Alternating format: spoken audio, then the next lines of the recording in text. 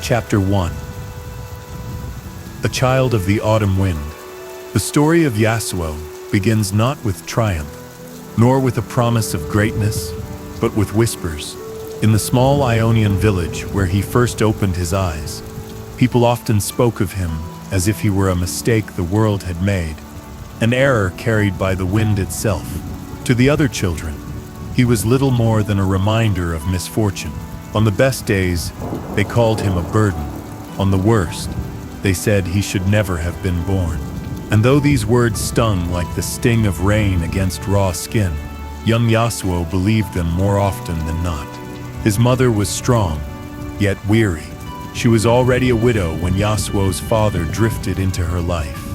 A man of fleeting presence who blew through like an autumn gust, warm for a moment, and gone before the snows of winter could settle. By the time Yasuo was born, that man had vanished without a trace. All that remained was his name, carried quietly by the mother who bore him, and the weight of absence that followed. In a land that valued balance, Yasuo's existence already felt tilted, unsteady, incomplete. But Yasuo was not alone. Before him, there was Yone, his older half-brother, son of the man who had died in service long before the Autumn Wanderer appeared. Yone was everything Yasuo was not: calm, cautious, respectful. Where Yasuo's spirit leapt ahead, Yone's steadiness held the ground. Where Yasuo drew suspicion, Yone earned admiration. To the village, the brothers stood as contrasts. To each other, they were inseparable. It was Yone who defended Yasuo when the other children hurled their cruel words. When Yasuo's anger boiled over into reckless fights he could not win, it was Yone who stepped in, guiding him home, speaking softly to soothe his wounded pride. Yone was the wall against which Yasuo leaned, and for a time that was enough. In the eyes of the villagers, Yasuo was a storm. In the eyes of his brother, he was simply family. But even as a child, Yasuo's heart was restless. He carried within him a stubborn determination that matched the wind swirling through the valleys of Ionia. If someone closed a door to him, he would press against it until it cracked. If he was told to wait, he would act all the sooner. The world told him he did not belong, and so he resolved to carve a place for himself, blade or no blade. That chance arrived when Yone began his apprenticeship at the village's renowned sword school. The school was more than a place of training. It was a sanctuary of balance, discipline, and legacy. Students traveled from far and wide to learn within its walls, and to earn a place among them was considered one of the highest honors. Yone was chosen without question. Yasuo, however, was left outside its gates. Too young, too impulsive, too much of a troublemaker. The teachers dismissed him before he could even step across the threshold. But Yasuo refused to be left behind. He sat in the rain outside the gates, wading through the monsoon downpour while his brother trained within. The water soaked his clothes and chilled his bones. But he did not move. Days passed, and still he waited, until even the teachers, wearied by his persistence, could no longer ignore him. With reluctance, they opened the gates and allowed the stubborn boy to enter. Inside, Yasuo proved as quick to learn as he was quick to anger. While the other students studied patiently, Yasuo seemed to grasp techniques by instinct, sword in hand. He moved with a natural flow, as if the wind itself whispered secrets to him. This gift, however, brought not admiration but resentment. His classmates saw him as arrogant, his presence as undeserved. They mocked him in whispers, and Yasuo, fiery as ever, met them with his blade when words failed. Still, there was one who saw beyond his rough edges. Elder Suma, last master of the legendary wind technique, noticed Yasuo's potential where others saw arrogance. Suma saw untamed talent. The old man offered to teach him, to shape his raw strength into mastery. But Yasuo rejected the hand that reached out to him. He believed himself strong enough, fast enough, clever enough to learn on his own. Like the whirlwind that rushes without warning, he refused to be bound. It was Yone, once again, who reminded Yasuo of humility. His brother placed into Yasuo's hand a single maple seed, the school's symbol of their highest lesson. The seed fell in silence, twirling with patience, guided by the air. Yone's words were simple. True strength is not found in the storm, but in knowing when to bend, when to wait, when to listen. Yasuo did not answer, but the seed remained with him. The next morning, Yasuo returned to Elder Suma. For the first time, he bowed his head, accepting the role of apprentice and bodyguard. From that moment, the path of wind opened before him, not as a force of destruction, but as an element of balance, discipline, and guidance. Yet even then, even as a boy, Yasuo's heart carried the contradictions that would define him. He longed to be accepted, yet pushed others away. He craved mastery, yet doubted the worth of his own lessons. He loved his brother, yet constantly sought to prove himself against him. His spirit was both blade and breeze, cutting sharp, restless, untethered. In the quiet moments of training, when the world slowed and the sound of steel faded, Yasuo would hold the maple seed in his palm and wonder, could he ever learn the stillness that his brother carried so naturally? Could he ever find the balance that Ionia demanded of her children? Or was he, as the villagers had always said, a mistake carried by the wind, doomed to drift without root or rest? These questions lingered as Yasuo grew into youth. They shaped his steps, his choices, his pride. They were the storm at the heart of the boy who would one day become a swordsman feared and revered, a wanderer guided by guilt, a man forever chasing redemption. But in those early days, he was simply Yasuo, a child of the autumn wind, destined for a path he could neither see nor escape. Chapter 2. Brothers in contrast. Before either boy had a sword, they had each other.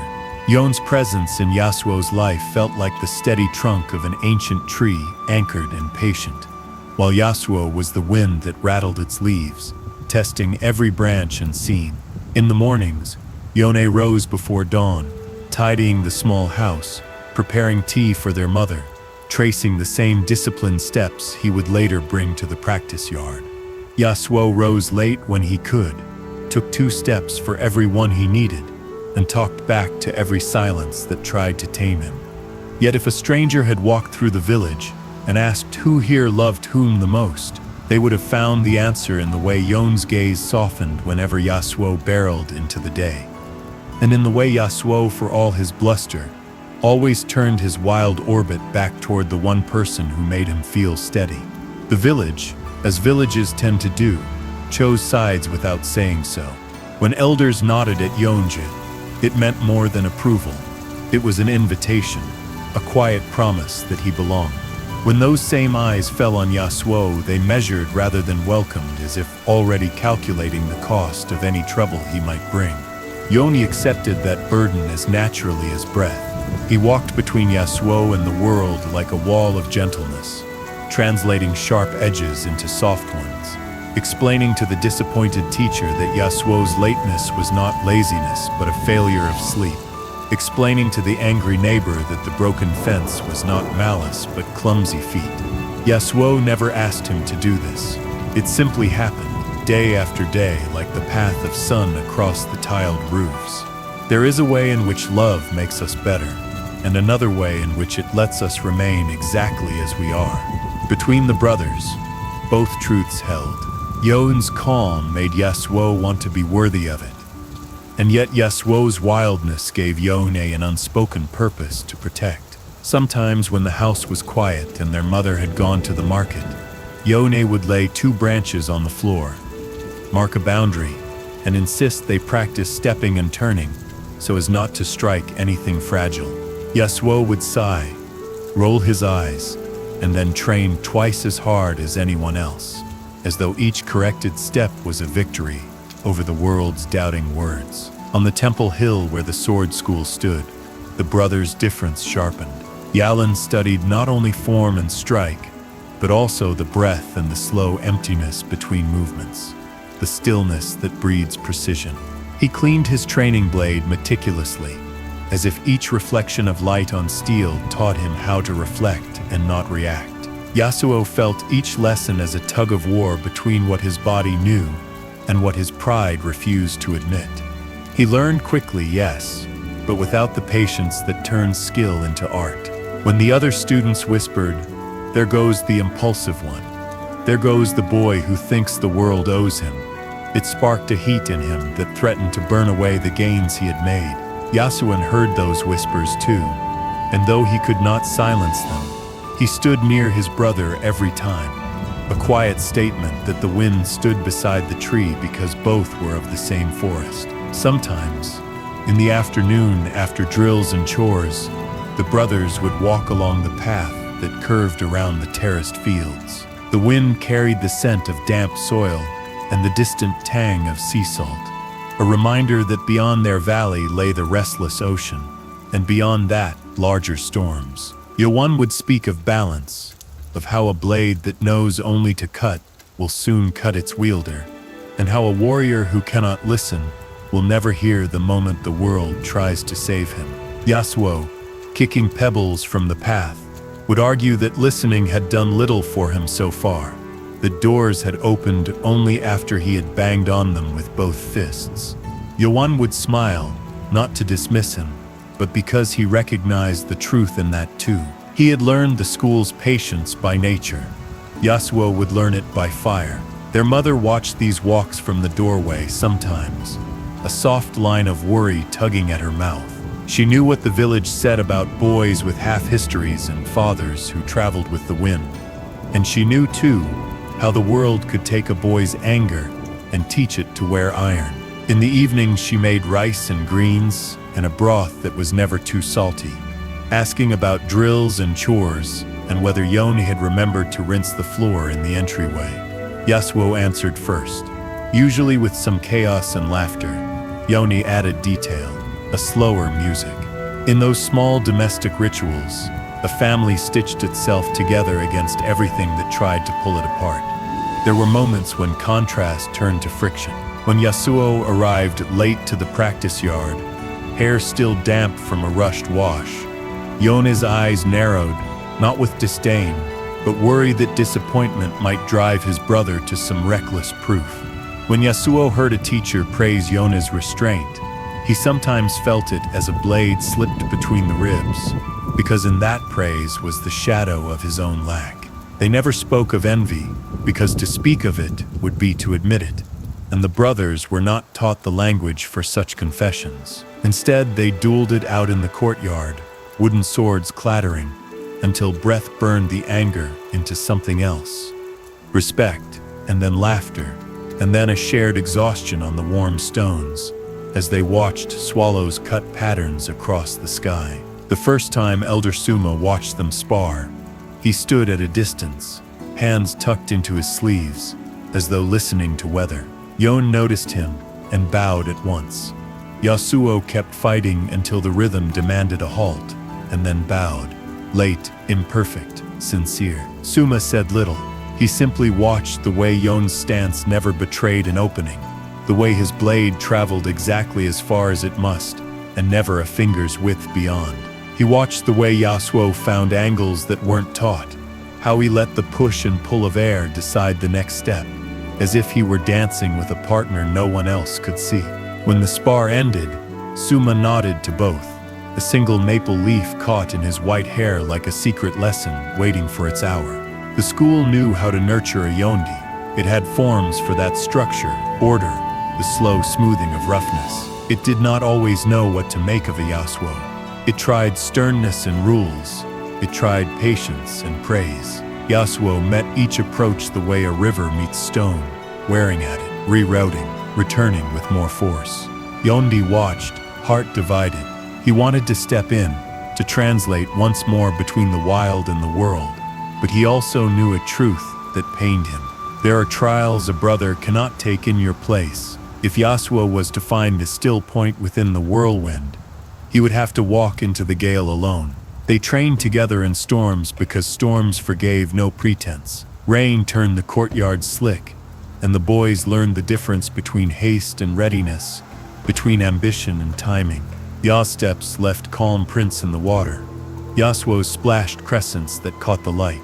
There were days when Yasuo, watching Ya's form, felt a flash of envy transform into admiration so pure It made him want to be better, not to surpass his brother, but to stand beside him without feeling like a crack in the wall. There were days when Yasuo, following the curve of his brother's strike, understood that Yasuo held a door inside him that could open to a place Yasuo himself might never reach. A place where the wind consented to be held and shaped, not by command, but by kinship. In the market square, the contrast showed in smaller ways. A vendor shortchanged Yasuo once. Testing the boy everyone called Trouble, Yasuo's hand flew to grab the man's wrist. Yasuo's hand landed lightly on Yasuo's shoulder, and the tension melted. They counted coins together and walked away, Yasuo grumbling about cheats and cowards. Yasuo noting that the world often tests those it is already judged. Later that evening, Yasuo placed a single coin on the table beside their mother's bowl and said nothing. Yasuo said nothing too. Some lessons needed no teacher. At night, when the house dimmed to the quiet scraping of crickets and the occasional dog's bark in the lane, Yasuo lay awake, inventing futures. In some, he outshone them all. Every teacher, every elder, until the whispers had no breath left. In others, he walked out of the valley and never returned, becoming a legend among strangers who didn't know how he was supposed to be. In many of them, Yone stood beside him, a fixed star he oriented by. He told himself it would always be so. He told himself the world might be unkind, but not clever enough to uncouple them. If there is a law older than any written scroll, it is that difference draws fate, like iron draws lightning. The village would call upon its young to serve. The school would test its brightest. Storms would rise beyond the hills with the smell of iron in their bellies. In that gathering pressure, the brothers' contrast would not shatter. They were not so fragile, but it would be called upon, stretched, demanded from life. Yone's kindness would be asked to hold more than one heart. Yasuo's fire would be asked to burn for more than just himself. Between them, a path was forming that neither could quite see, though both felt its shape the way one feels air change before the rain. On one of their last quiet afternoons before the drums of distant armies began to pulse through the valley, the brothers sat on the flat rock above the terraces. The wind brought them the scent of wet leaves and faint smoke from cooking fires. Yone spoke of duty. Yasuo spoke of destiny. Yone traced a circle on the stone with his fingertip, a reminder that every path returns. Yasuo flipped the maple seed Yone had given him, watching it spin, a small world turning. For a long while they said nothing, and the silence didn't press on them as it once had. It held them. In that moment, before the world asked them to become more than boys, the brothers were simply two shapes against the sky, one still, one restless, both necessary to the weather of everything that would come. Chapter 3. The Sword School Gates.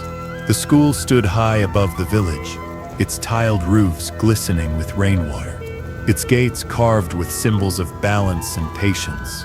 To most children, it was a place of reverence, a dream one might spend years chasing before even being considered worthy. To Yasuo, it was not a dream, it was inevitability. He was too restless to imagine himself anywhere else, and too stubborn to accept being left behind.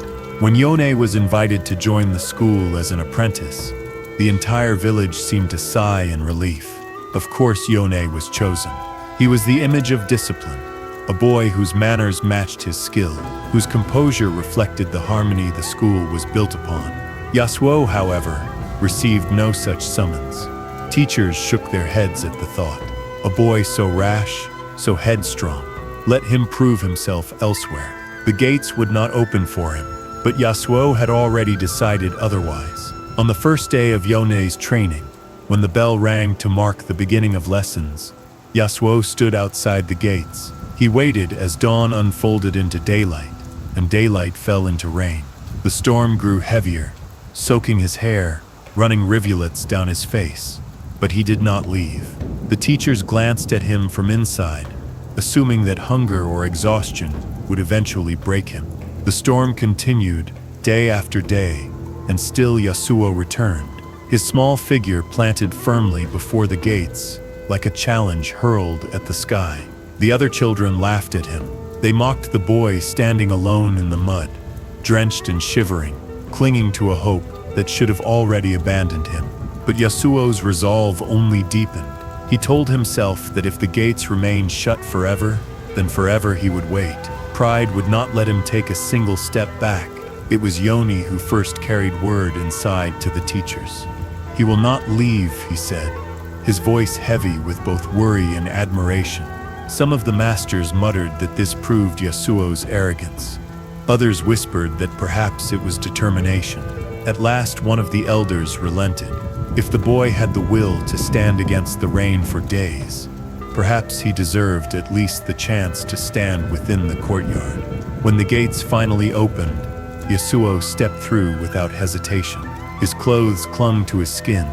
His feet were raw from mud and stone, but his back was straight and his eyes unyielding.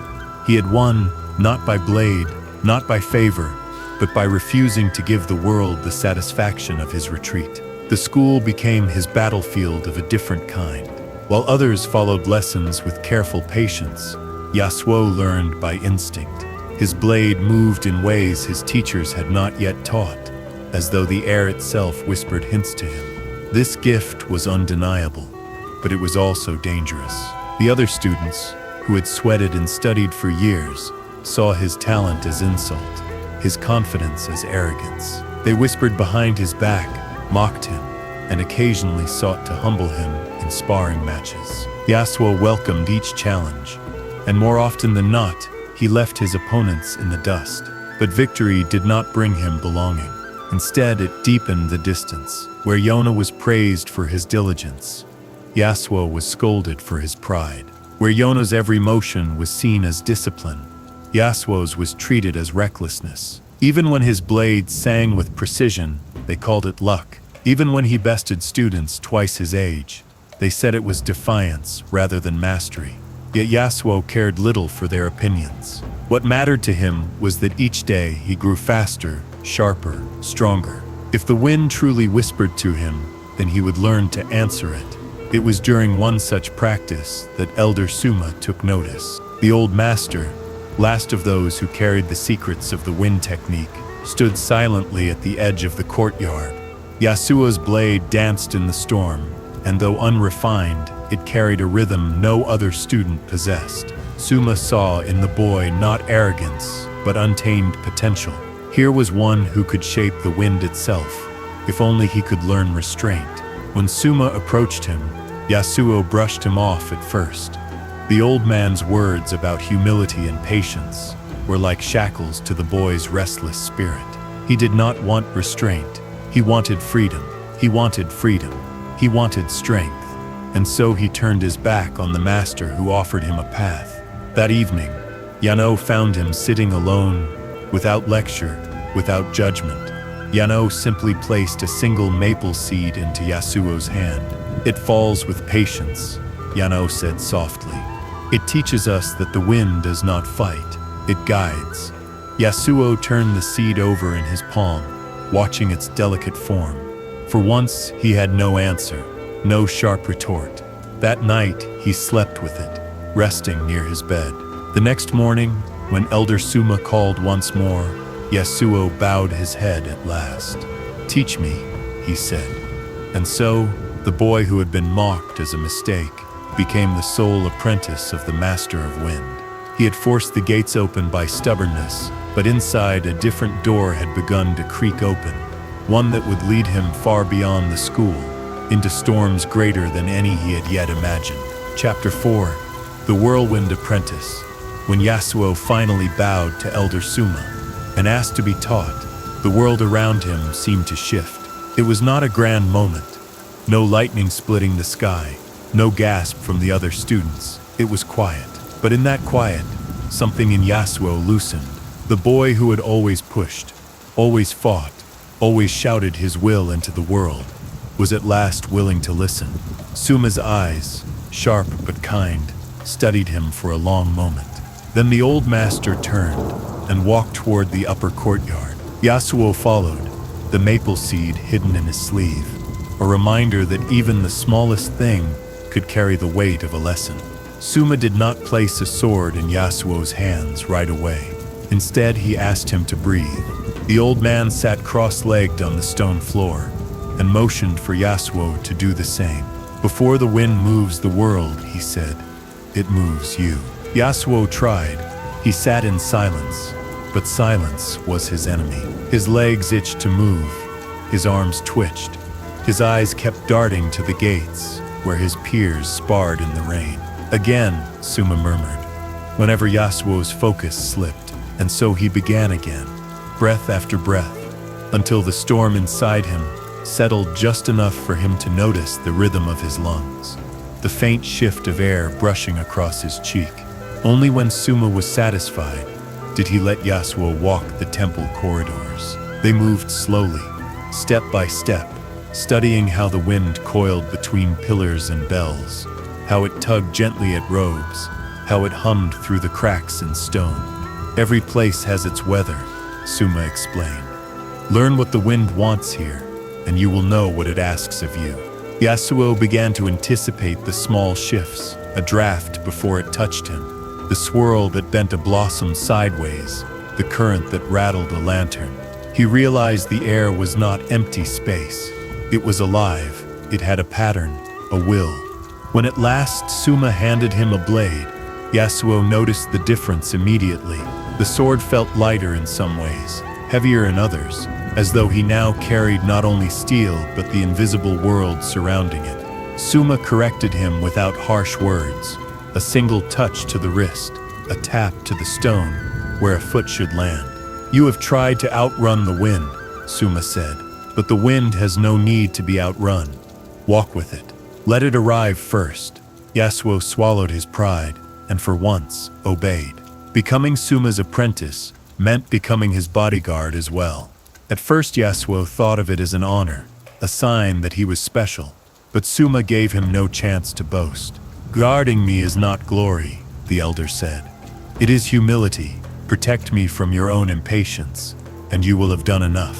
Yasuo learned that being a bodyguard was not about showing power, but about restraint. He had to sense danger without unsheathing his sword, calm a room with presence rather than violence, and defend without ever making the one he guarded feel caged. This was harder for Yasuo than any duel. He who longed to strike was now asked to hold back. He who longed to prove himself was asked to vanish into silence. Yet he obeyed, because beneath his stubbornness, he understood this too was part of the lesson. Not all in the school were pleased. To some students, Yasuo's rise was a thorn. He had waited outside the gates for days. Yes, but he had not followed the same patient path they had. They had studied form and scrolls for years, while Yasuo seemed to learn by instinct. To see him chosen by Elder Suma, the master who had ignored them all, was an insult. They muttered behind his back, challenged him in sparring, tried to remind him he was still a mistake in the eyes of many.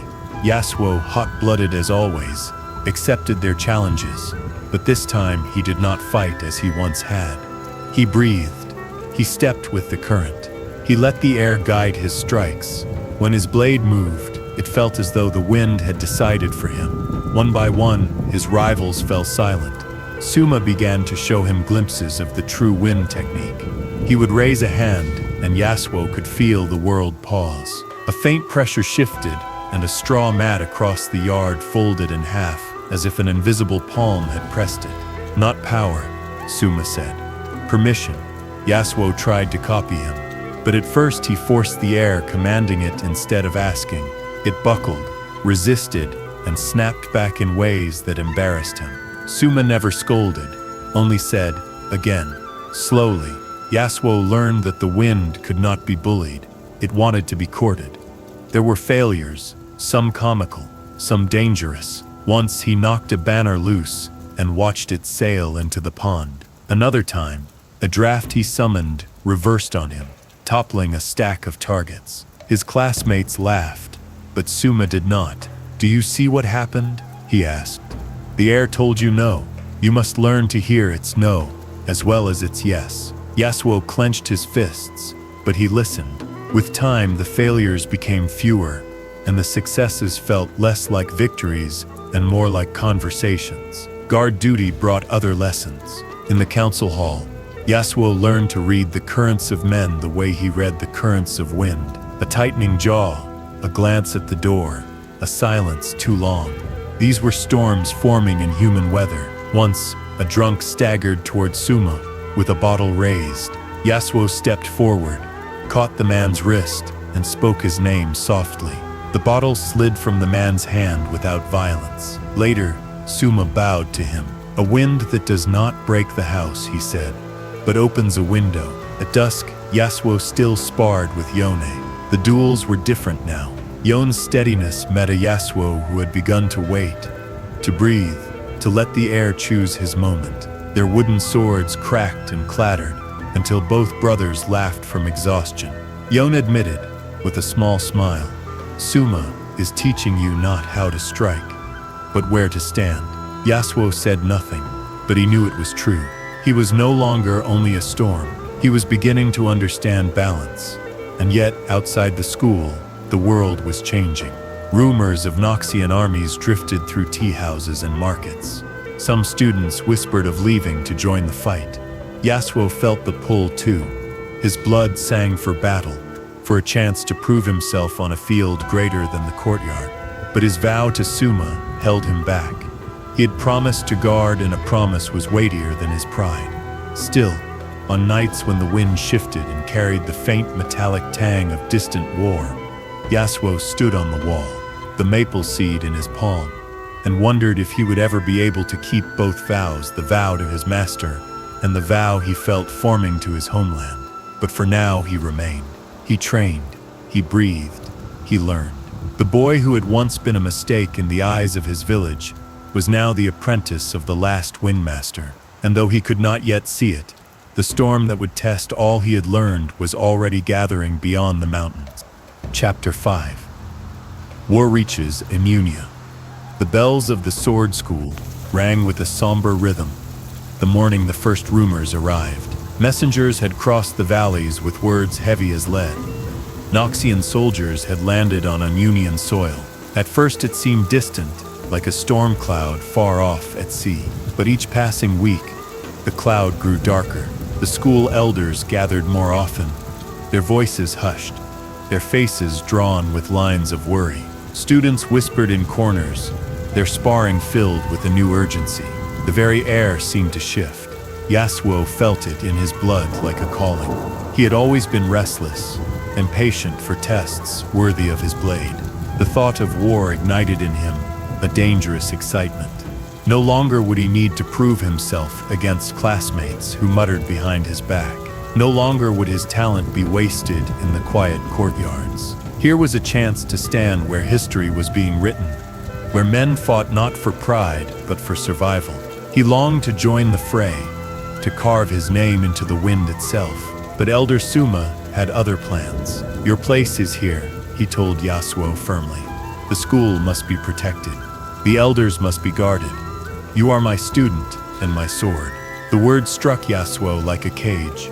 He could not understand. Others were being called to battle, including his brother Yone, who accepted the duty with calm resolve. If Yone could go, why not him? Was his gift not enough? Did his master not see his strength? The more he tried to accept Suma's command, the more it gnawed at him. It felt like exile within his own land. The days became torture. One by one, classmates left the school, some with families weeping at the gates, others with grim silence. Yasuo stood in the courtyard watching them go, fists clenched, his heart pulling toward them like a tide. He imagined himself beside them, wind at his back, blade in his hand, cutting through armored ranks.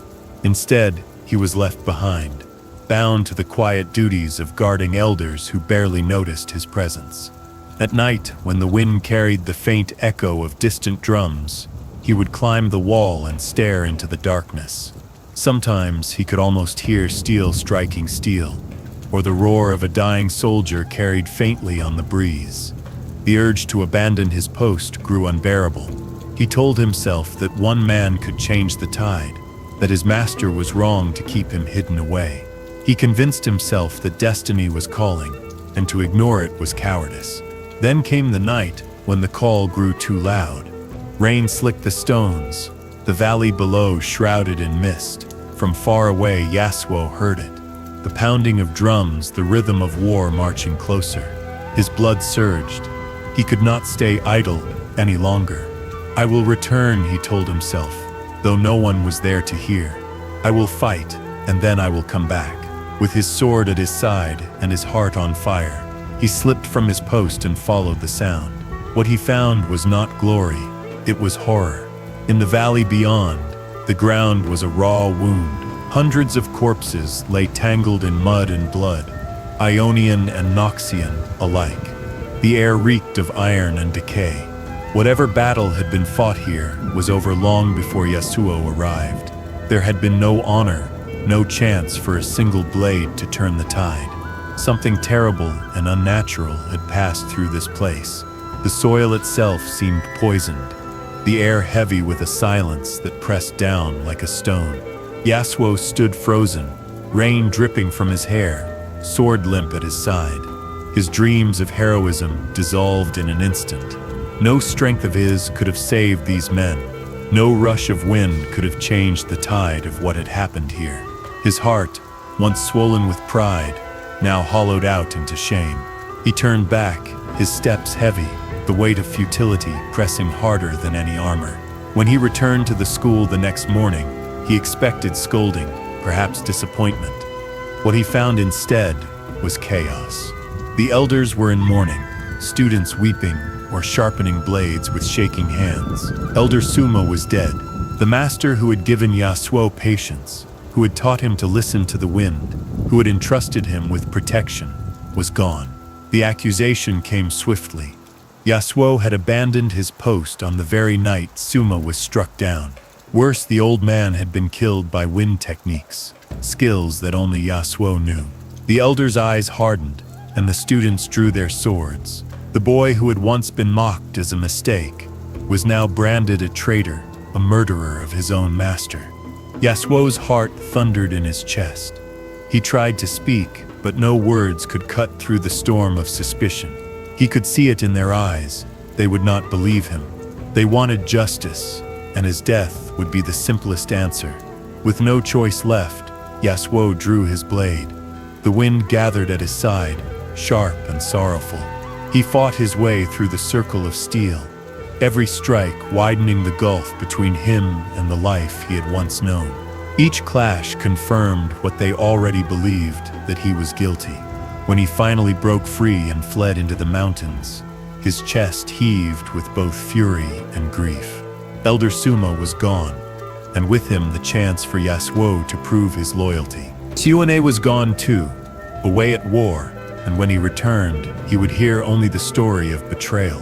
The maple seed still rested in Yasuo's sleeve, but now it felt like a burden rather than a gift. He had set out to change destiny, but all he had found was ruin. From that day, the war within Ionia was no longer just against Noxus. It was within Yasuo himself. He was now a fugitive, hunted by those he once called brothers, carrying the stain of a crime he had not committed.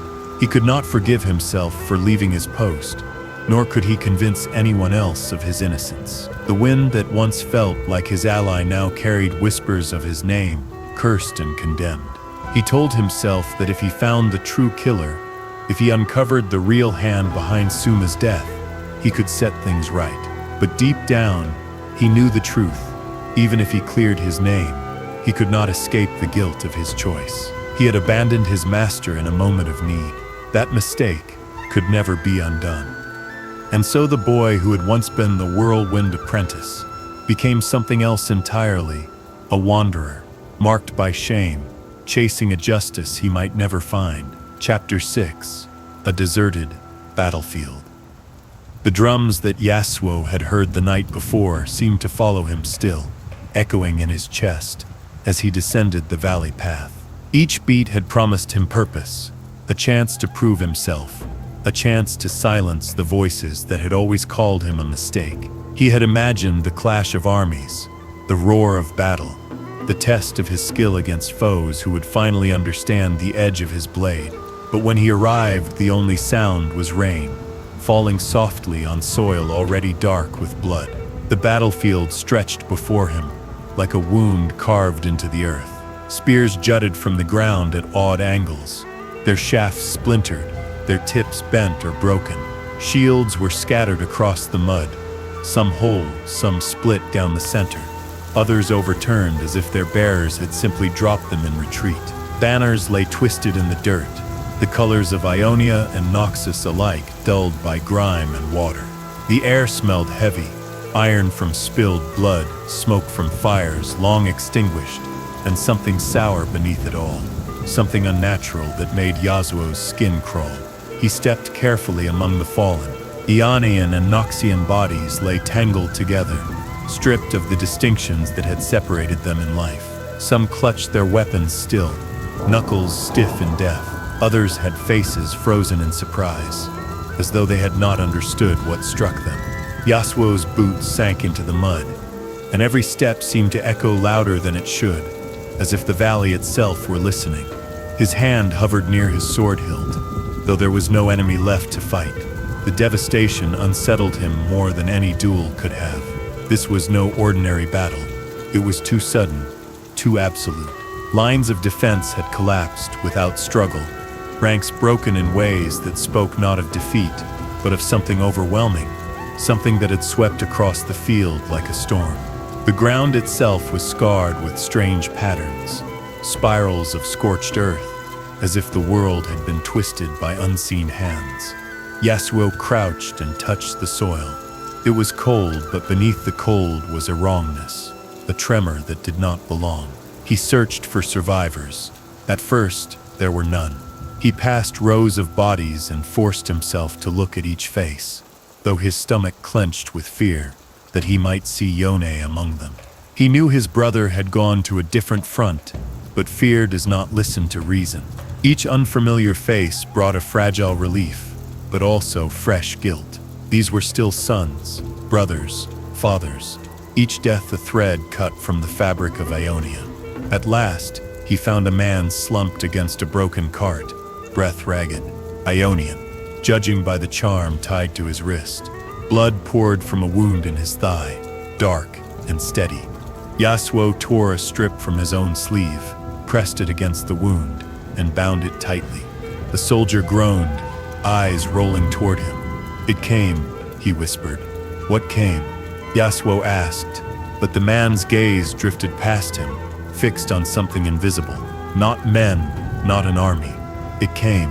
The soldier coughed, shuddered, and turned his face away, too weak to say more.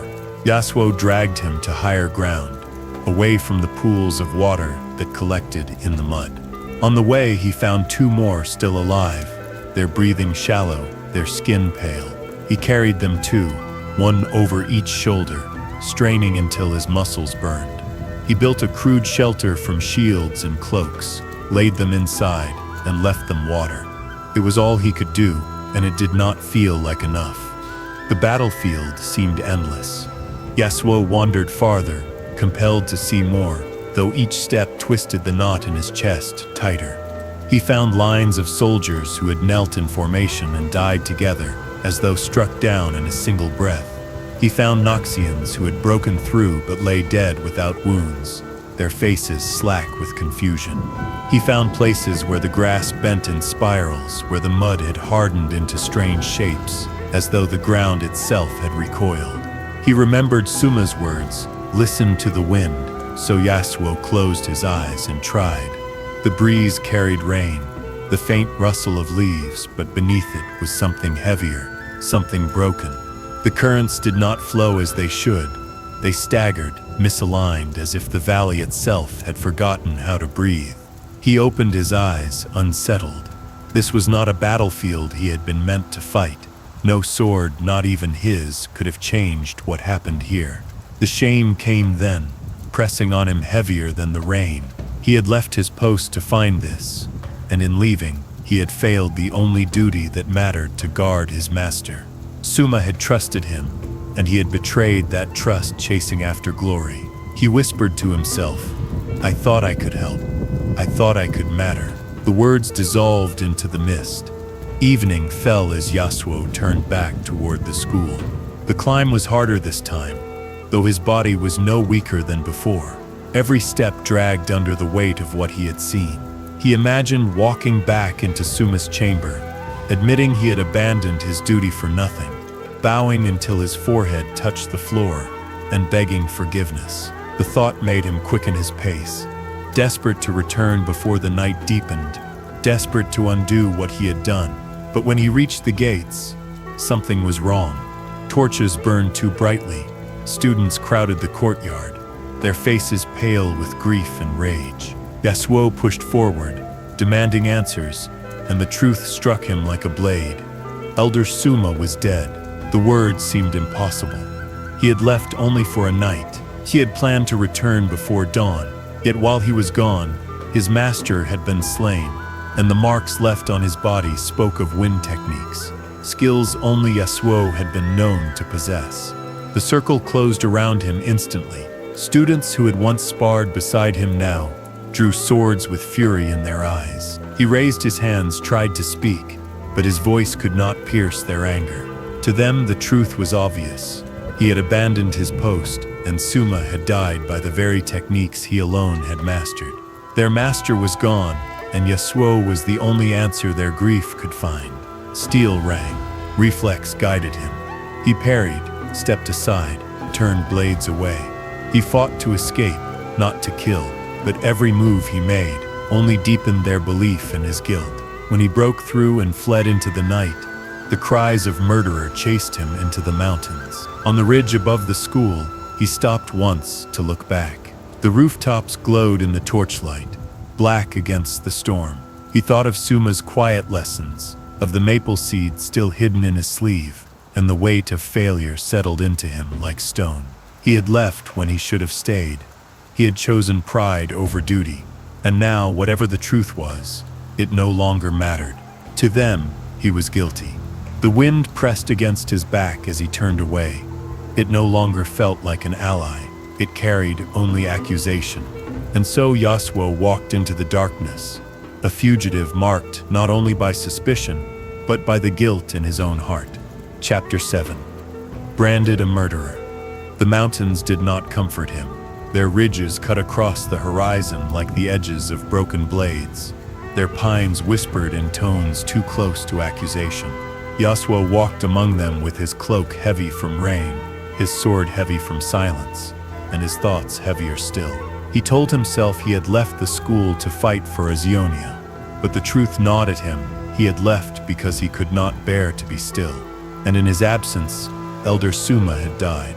That failure alone would have been enough to haunt him, but now the elders and students had named him the killer. The accusation spread faster than wind. In villages he passed, whispers rose before he reached the wells. Farmers turned their backs, mothers pulled children inside, and innkeepers told him their rooms were full though windows glowed empty. The story was always the same. Yasuo, the storm-touched student, had turned his blade on his master and slain him with forbidden techniques. That he had abandoned his post was fact enough to give the rumor teeth. That he alone had been taught the wind forms was proof enough for those who wanted none. Yasuo's chest burned each time he heard it. He wanted to scream the truth, but the truth had no witnesses. He had gone chasing drums. He had returned too late. All that remained were corpses and suspicion. In silence, he bore the weight.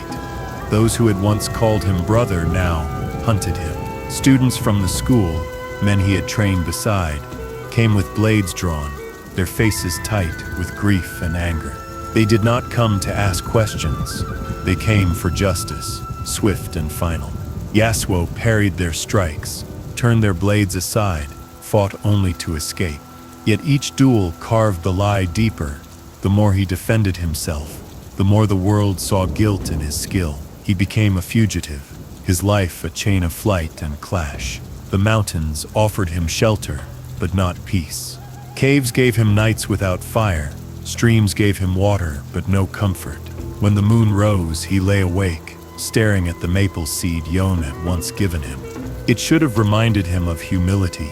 Instead, it reminded him of everything he had lost. His master's trust, his classmates' respect, his place in the world. Still, Yasuo searched. He told himself if he could find the true killer, he might clear his name.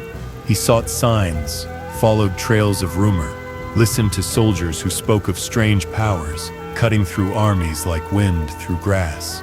But each clue led to nothing solid, nothing he could seize. It was like chasing the wind itself, always moving, never caught. And always, the hunters found him. One night, 3 of his former peers cornered him by a stream. Their voices shook as they called him traitor, murderer, disgrace. Yasuo tried to speak, but they advanced. The fight was quick, too quick. His blade moved faster than he wished, guided by instinct, honed under Suma. When it was done, they lay wounded. Not dead, but the sight of their broken stances crushed him more than any wound could.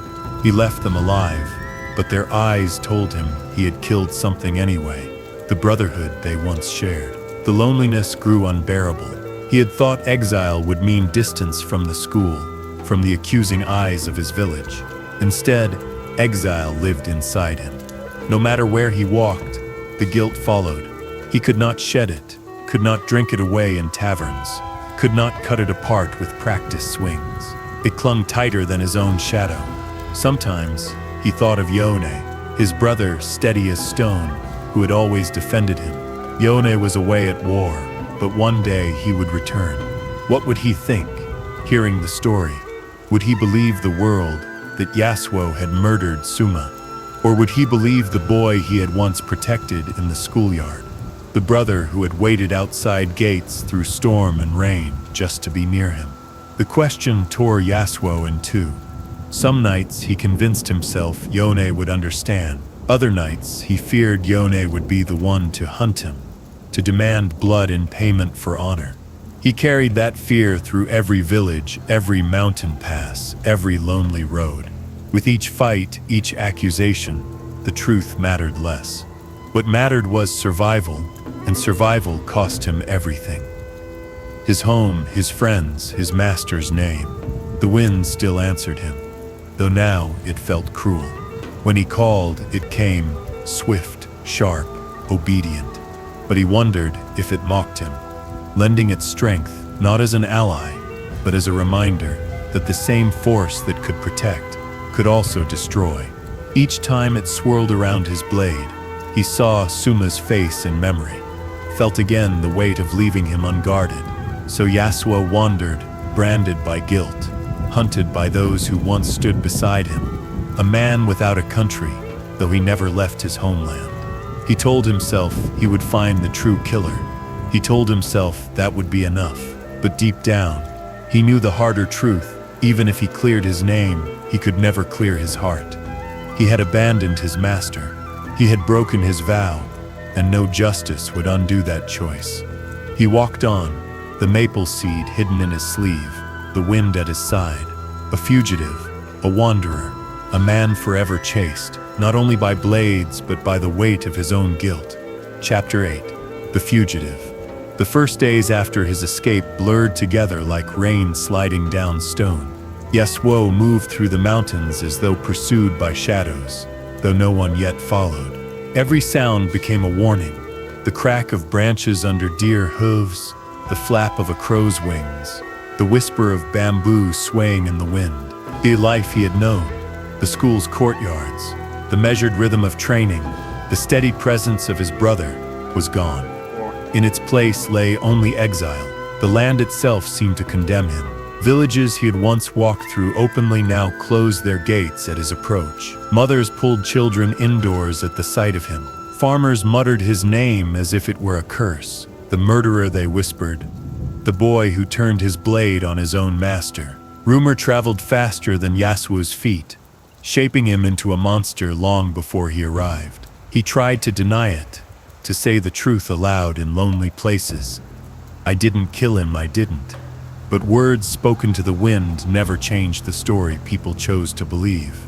It was not long before the hunters came. Former classmates, students who had once sparred at his side, now carried blades drawn in anger. They shouted accusations, grief sharpened into rage, and attacked with the fury of those who thought themselves righteous. Yasuo parried without killing, moving as Suma had taught him, precise, measured, economical. He fought only to survive, yet each clash only confirmed what they already believed, that only the guilty could fight with such mastery. When he escaped, leaving them wounded but alive, their eyes told him clearly, his mercy was no mercy. To them it was proof of arrogance, the cruelty of a traitor, too skilled to be caught. So Yasuo fled deeper into the wilderness. He became a shadow slipping between ridges and rivers, a name carried more by rumor than by flesh. He ate what he could find, roots, bitter greens, fish caught on sharpened sticks. He drank from streams and learned to leave no trace of his passing. He measured time not by days, but by how long the mist clung to valleys, or how often the moon reappeared.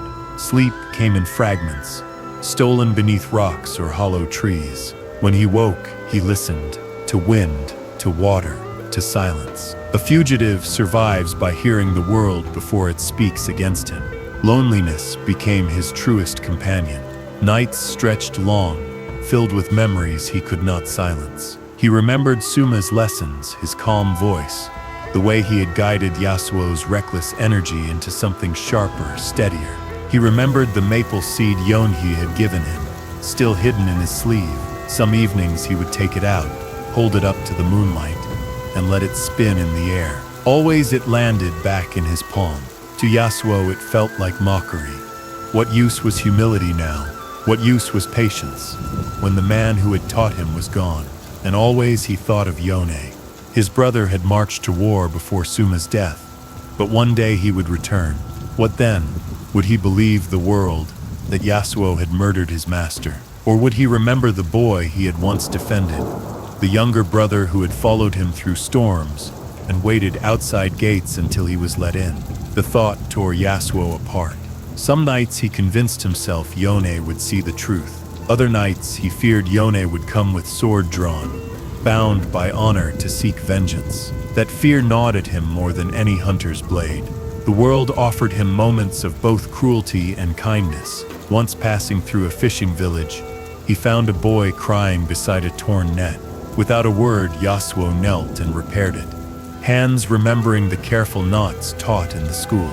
The boy thanked him with wide eyes, but Yasuo left before the elders could arrive and recognize his face. Another time, bandits tried to rob him, hoping to claim the weapon of the master killer. Yasuo fought quickly, breaking their blades, scattering them into the forest. Later, he returned to a roadside shrine they had defiled, setting its small idol upright again. He whispered an apology to gods he barely believed in, ashamed that violence had followed him even there. Through it all, the wind remained. It answered when he called, swirling around his blade, swift and sharp. But it no longer felt like a friend. Each gust reminded him of Suma's death, of the blame that had fallen on him. To wield the wind was to carry the same burden that condemned him. His gift had become his curse, a chain binding him tighter to his guilt. The days turned into weeks, weeks into months. Yasuo wandered, hunted, yet never caught, always moving, always listening. His life hardened into a rhythm: walk, hide, fight, flee. He drank sake when despair grew too heavy, but the haze never lasted. The guilt always returned with the morning wind. Still, he clung to purpose. He told himself he would find the truth. He followed rumors of strange battles where soldiers died without wounds, of a Noxian exile with a broken sword who carried regret like a shadow. None of the trails led anywhere certain, but Yasuo pursued them anyway. Perhaps if he uncovered the real killer, he could clear his name. Perhaps then the world would see. Yet deep down he knew even that would not free him. For whether guilty or innocent, he had abandoned his master. That choice alone was enough to damn him. So Yasuo walked on, the maple seed hidden close to his heart, the wind always at his side, not as ally, not as friend, but as reminder. He was a fugitive, a wanderer, condemned not only by the world, but by himself. The boy who had once been Suma's whirlwind apprentice was now nothing more than a sword without a sheath, a man without a place, carried forward only by the currents of guilt. Chapter 9. Brothers' Duel. The day he dreaded came sooner than he expected. Yasuo had always known the hunt would end with Yone. His brother had been his protector, his rival, his anchor, the one person whose judgment mattered more than all of Ionia's whispers. When others accused, Yasuo could dismiss it. But when Yone came, there would be no dismissal, no hiding. Yone's blade would ask the question Yasuo had feared since the night he abandoned his post. Was he guilty? And Yasuo knew his answer would be weighed not in words but in steel. It began with a whisper on the wind, carried into the forest where Yasuo camped. He had just set his blade across his knees, eyes half closed, when the air shifted, heavy, deliberate. The way it did when another swordsman drew near. He did not need to see the figure stepping between the trees to know who it was. Yone's presence was unmistakable, calm, steady, as unyielding as stone. They faced each other in silence. Yone's eyes burned with the grief of a brother betrayed, yet beneath that fire lay something worse. Disappointment. Yasuo tried to speak, but his throat closed. How could words explain choices that had already cost so much? How could he tell Yone that he had left chasing drums, only to find graves, that he had returned to find Suma dead, that he was guilty but not of the crime he had been accused of? Words would not change the truth. Yone carried. Brother, Yone said at last, his voice measured. Suma is gone. You were meant to guard him. Yasuo lowered his head. I know. And the wind, Yone continued, hand brushing the hilts of his twin blades, cut him down. Only you could have known those forms. The accusation hung in the air heavier than any sword. Yasuo wanted to deny it, to tell Yone he had not struck their master, but what good was denial? He had abandoned his post, and Suma had died. In Yone's eyes, that was enough. They circled each other slowly. The clearing was still, save for the rustle of leaves above. Yone's stance was as Yasuo remembered, disciplined, balanced, precise. Yasuo's own was looser, the air swirling at his back, restless, impatient. They had been opposites all their lives, and now that difference would decide which of them walked away. Steel sang. Yone struck first, blades flashing in twin arcs. Yasuo parried, the wind leaping to his aid, pushing the strikes wide. Again Yone pressed forward, his attacks relentless, each movement owned by years of discipline. Yasuo gave ground, his own blade weaving like a current, redirecting force, answering with bursts of speed. They fought not as strangers, but as brothers who knew each other's every rhythm. Yone anticipated Yasuo's impatience. Yasuo read the weight of Yone's caution.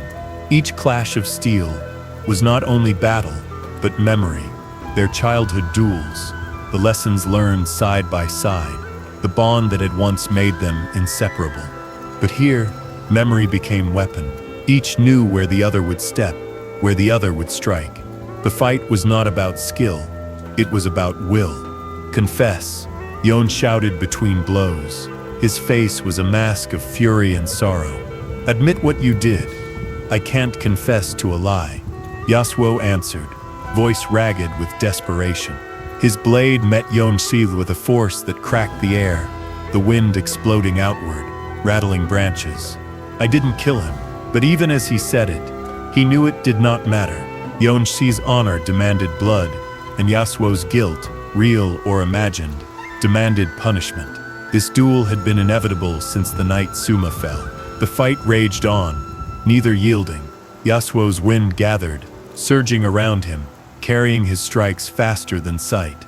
Yone countered with discipline, deflecting, absorbing, striking back with precision. But wind is patient, and wind is endless. Where Yone's strength met limits, Yasuo's storm only grew. At last, Yasuo found the opening. Yone's guard faltered by a fraction, and Yasuo's blade flashed. The wind roared, carrying the strike faster than Yone could block. In a single breath, it was over. Yone staggered, blood dark on his robes, his blade slipping from his hands. Yasuo dropped his sword, horror flooding him. He caught his brother as he fell, cradling him in shaking arms. "Forgive me," Yasuo whispered.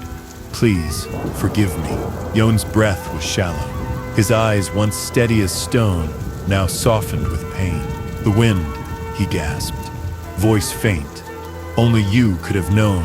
His words trailed into silence, his body going limp in Yasuo's arms. The clearing was quiet again.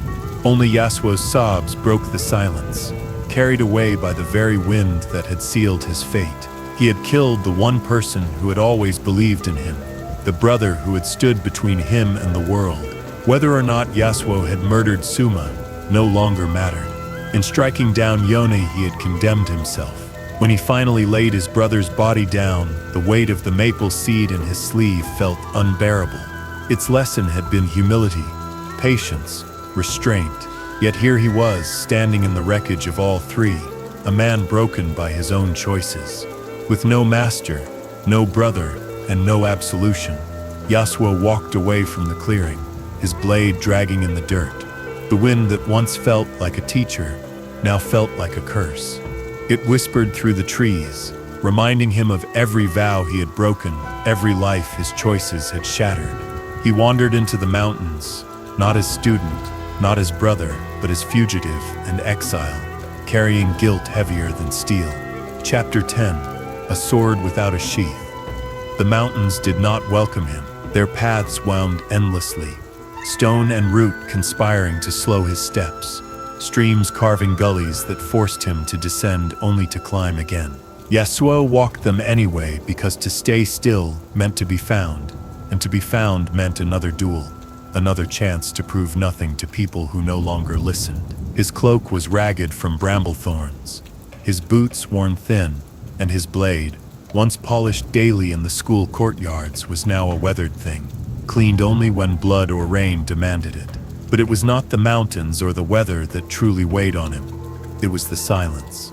For years, Yone's voice had been his companion, correcting, cautioning, sometimes scolding, often guiding. Now that voice was gone. When Yasuo spoke, the valleys answered only with echoes. When he dreamed of the duel, replaying it until he woke in a cold sweat. His brother's final words, "Only you could have known," haunted him more than the clash of blades.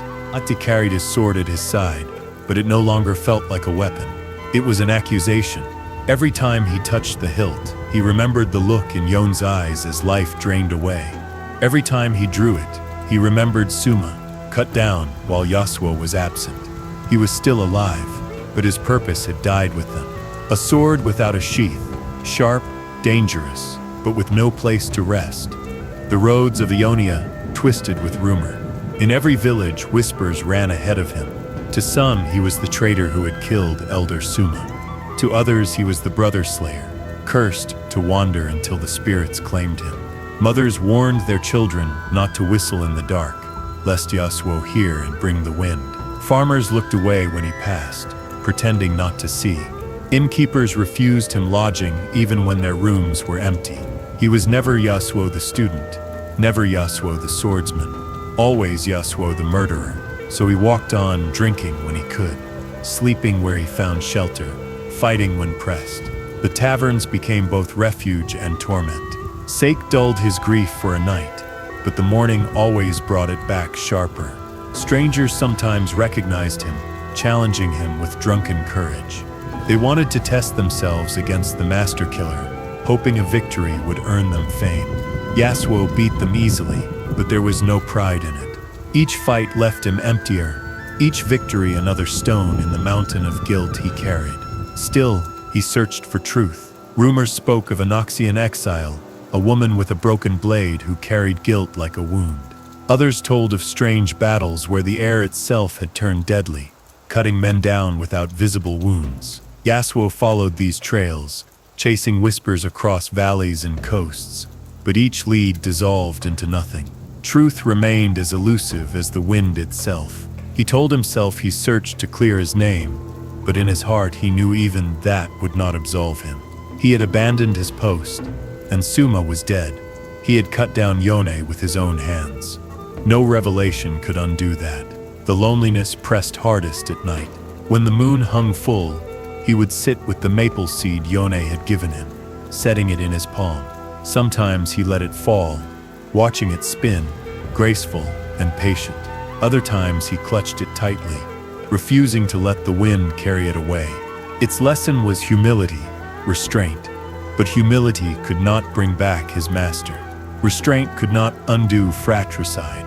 He kept the seed anyway, not because he still believed in the lesson, but because letting it go would mean letting go of Yone. There were moments when the world reminded him he was still human. Once he came upon a fishing boy crying beside a torn net.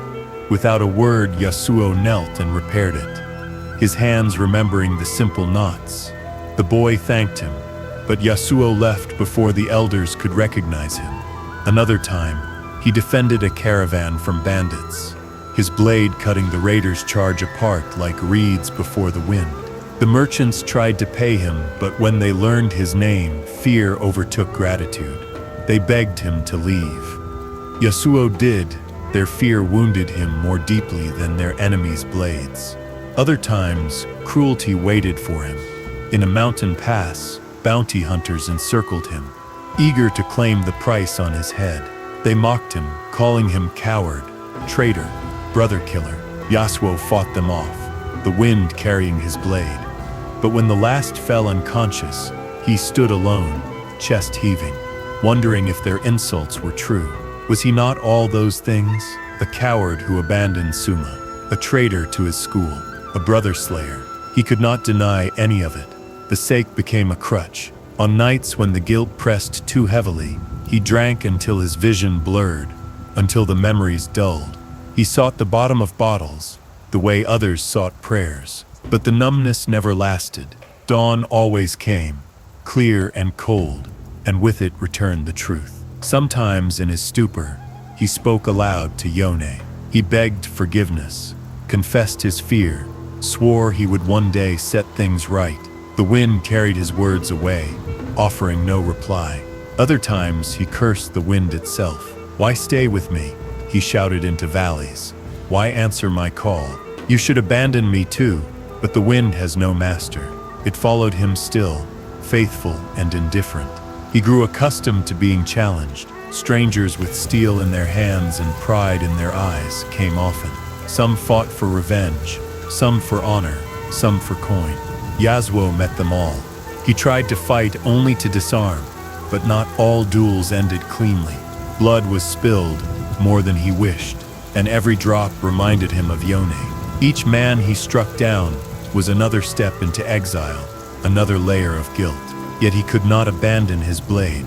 It was the last tie to who he had been, the student who had once believed in destiny, the brother who had once fought side by side with Yone. To cast it aside would be to abandon himself completely, so he carried it, though it cut him deeper each day. A sword without a sheath, never at rest, always ready, always damning. One night, he caught his reflection in a puddle outside a tavern. The man staring back was hollow-eyed, weary, his hair unkempt, his cloak ragged. He did not recognize him. He was no longer the boy who had waited outside the school gates in the rain, desperate to be let in. He was not the student who had bowed to Elder Suma with humility. He was not the brother who had once laughed with Yone under the autumn leaves. He was something else entirely, a wanderer carrying guilt heavier than steel. And yet, even in his despair, he continued. Step after step, valley after valley, he walked. He searched for the truth, though he doubted it would save him. He fought when pressed, drank when weary, carried his sword, though it burned him to hold it. He wandered, because what else could he do? To stop would mean to surrender. To surrender would mean to face what he had done. The wind pressed at his back, constant, unchanging. It did not comfort him. It did not condemn him. It simply was. In that indifference lay the cruelest truth. The world moved on, whether Yasuo forgave himself or not. So he walked on, a sword without a sheath, a man without a home, haunted by the ghosts of his choices, guided only by the same wind that had carried him all his life. Not to glory, not to redemption, but to whatever fate still waited. Chapter 11. Meeting Talia. The road wound south, carrying Yasuo through valleys where rice paddies shone like glass, and then farther still into dry lands, where the earth cracked and the sky stretched unbroken. He had no destination, only the restless need to keep moving, as though each step might carry him farther from the guilt that clung to him. But guilt travels swiftly. It clung like a shadow, and even the wind could not sweep it away. It was in such wandering that he met her, a young girl from Shurima, far from home, with eyes that burned like embers beneath desert dusk. Her name was Talia, and she carried the weight of power she did not yet understand. Yasuo stumbled across her by chance, or perhaps by fate, though he had long ceased believing in such things. She was surrounded by Noxian soldiers when he found her, her hands trembling, the ground beneath her shifting as though restless. At first, Yasuo thought her cornered prey, but when she moved, the earth itself answered. Stones rose, walls cracked, the ground buckled as if the world had chosen her as its speaker. Yet she was clumsy, frightened, her power uncontrolled. The soldiers pressed in regardless, blades raised. Yasuo did not think. His own sword sang free, the wind rushing to his side, scattering arrows, knocking men from their feet. Together, her stone and his air, they broke the soldiers' line. When silence returned, Talia stood panting, her face pale, her eyes wide, not with victory but with fear. "You saved me," she said softly. "No," Yasuo answered, sliding his blade back into its scabbard. "You saved yourself. You only needed a little wind to guide the stone." For days after, they traveled together. At first, Yasuo meant only to see her safe to the nearest village, but Talia followed him like the tide follows the moon. She was young, untrained, and frightened of her own strength. He saw in her something of himself, raw talent without discipline, a gift that could destroy as easily as protect. Perhaps that was why he did not send her away. Perhaps he recognized the second chance fate was offering him. At night, they spoke by fire. Talia told him of Shurima, of dunes stretching endless beneath burning suns, of families torn apart by Noxian conquest. Her voice trembled when she spoke of the day soldiers came for her, seeking to twist her gift into a weapon. She had fled, carrying only fear and shame, certain she was a danger to all who came near. But Yasuo listened, and for once the stories of another seemed heavier than his own. "You don't need to fear the stone," he told her one night, tossing a twig into the flames. "It's part of you. What you need is to listen. The stone speaks. The air speaks. If you listen, you'll know when to move, when to strike, when to wait." She looked at him doubtfully. "And you, do you listen to the wind?" The question cut deeper than she knew. Yasuo stared into the fire. "Sometimes, other times, I hear only my own mistakes." Training began the next morning. Yasuo showed her how to breathe, how to still her heart, before calling the stone. He taught her patience, something he himself had only learned after much failure. She was quick to learn, though frustration often sparked in her eyes.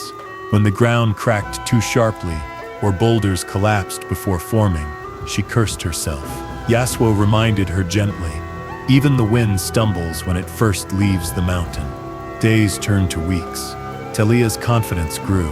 She learned to shape walls of stone that bent but did not break, to call pillars from the ground and let them sink again without harm. Her laughter returned, light and clear, and Yasuo felt some weight in his chest loosen. For the first time since Suma's death, he was not only a fugitive, he was a teacher. Yet teaching her reminded him of what he had lost. Suma had once taught him with the same patience. Yone had once stood at his side in training, steady as a stone wall. Sometimes, watching Talia practice, Yasuo felt grief rise like a tide. He swallowed it each time, unwilling to burden her with a sorrow she could not mend. One evening, as the sun bled into the horizon, Talia placed a hand on the earth and raised a small, perfect arch of stone. She beamed at him, pride lighting her face. "I did it," Yasuo nodded. "The stone listened, because you asked, not because you forced it." She tilted her head, "Like the wind for you." He smiled faintly. "Yes, like the wind." But joy could not last forever. Rumors reached them of greater troubles. A Shuriman god emperor risen from the sands. Armies gathering, empires stirring. Talia felt the pull of her homeland, the need to return, to protect her people. Yasuo knew he could not follow her. His path still lay in Ionia, tangled in guilt and unanswered questions. On the morning they parted, Yasuo handed her the maple seed Yone had once given him. She frowned, puzzled. "What's this?" "A lesson," Yasuo said. "It falls, but it doesn't fight. It listens to the wind, and in listening, it finds its way. Keep it. Remember it when the stone feels heavy." Her fingers closed around it, and her eyes shone with quiet gratitude. "And you? Don't you still need it?" He shook his head. "I already learned what it means, even if I learn too late." They embraced briefly. Talia turned toward the desert, her figure growing smaller against the vast horizon. Yasuo watched her go, the wind tugging at his cloak, until she was gone. Alone once more, he felt the silence return. But it was different now. For the first time in years, he had guided someone else toward their path. It did not erase his guilt, but it reminded him that even broken swords can still cut, even if only to carve a way forward for another. And so Yasuo set his face toward Ionia again. The truth still waited, buried in the shadows of Suma's death, and his brother's ghost still followed. But as he walked, the wind seemed to press less harshly against his back. It did not absolve him. It never would. Yet it carried him on, and that was enough. Chapter 12. A Council of Truth. The path back to his homeland was long and uncertain. Yasuo had avoided it for years, circling the mountains and valleys, as if the land itself would not permit his return. Every time he thought of the council hall, those stone walls where judgment had been passed, where eyes he once respected had turned on him, his stomach twisted. Yet after Talia, something inside him had shifted. Teaching her had awakened a sliver of what Elder Suma once saw in him. Not only a sword, but a man capable of guiding, of shaping, rather than destroying. It did not absolve him, but it gave him the courage to face what he had long avoided. He would go back. He would hear the truth spoken aloud, even if it damned him forever. The road wound through valleys scarred by war. Rice paddies that once glittered with calm water were pitted with trenches. Villages rebuilt in haste leaned crooked, beams lashed together without ornament or care. The laughter of markets had dulled into mutters, bargains carried in whispers. The people watched him pass with guarded eyes. Some recognized him, and their gazes hardened. Others only sensed something dangerous in the way he moved, the restless wind tugging at his cloak. Children were pulled indoors, doors barred without a word. Yasuo pressed on, step after step, refusing to turn away. The council hall rose above the village, as it always had, its stone walls carved with old Ionian motifs of balance and harmony. But to Yasuo it looked different, less like a sanctuary, more like a tomb. He entered without ceremony, boots echoing on the polished stone floor. Inside, incense burned thick, curling upward in gray threads, as if to mask the memory of blood once spilled there. Elders sat in a circle, their faces weathered, their eyes tired. Some he recognized, others were new, younger, called to fill seats, left empty by war. Yasuo bowed, though not in humility. His voice when he spoke was steady, sharpened by years of silence. "I return not to beg forgiveness. I know I abandoned my post. That failure is mine alone, but I did not kill Elder Suma. I come only to hear the truth." Murmurs spread through the chamber. One elder, thin as a reed, spoke first. "The truth is already known. Suma was slain by the wind. The marks were clear.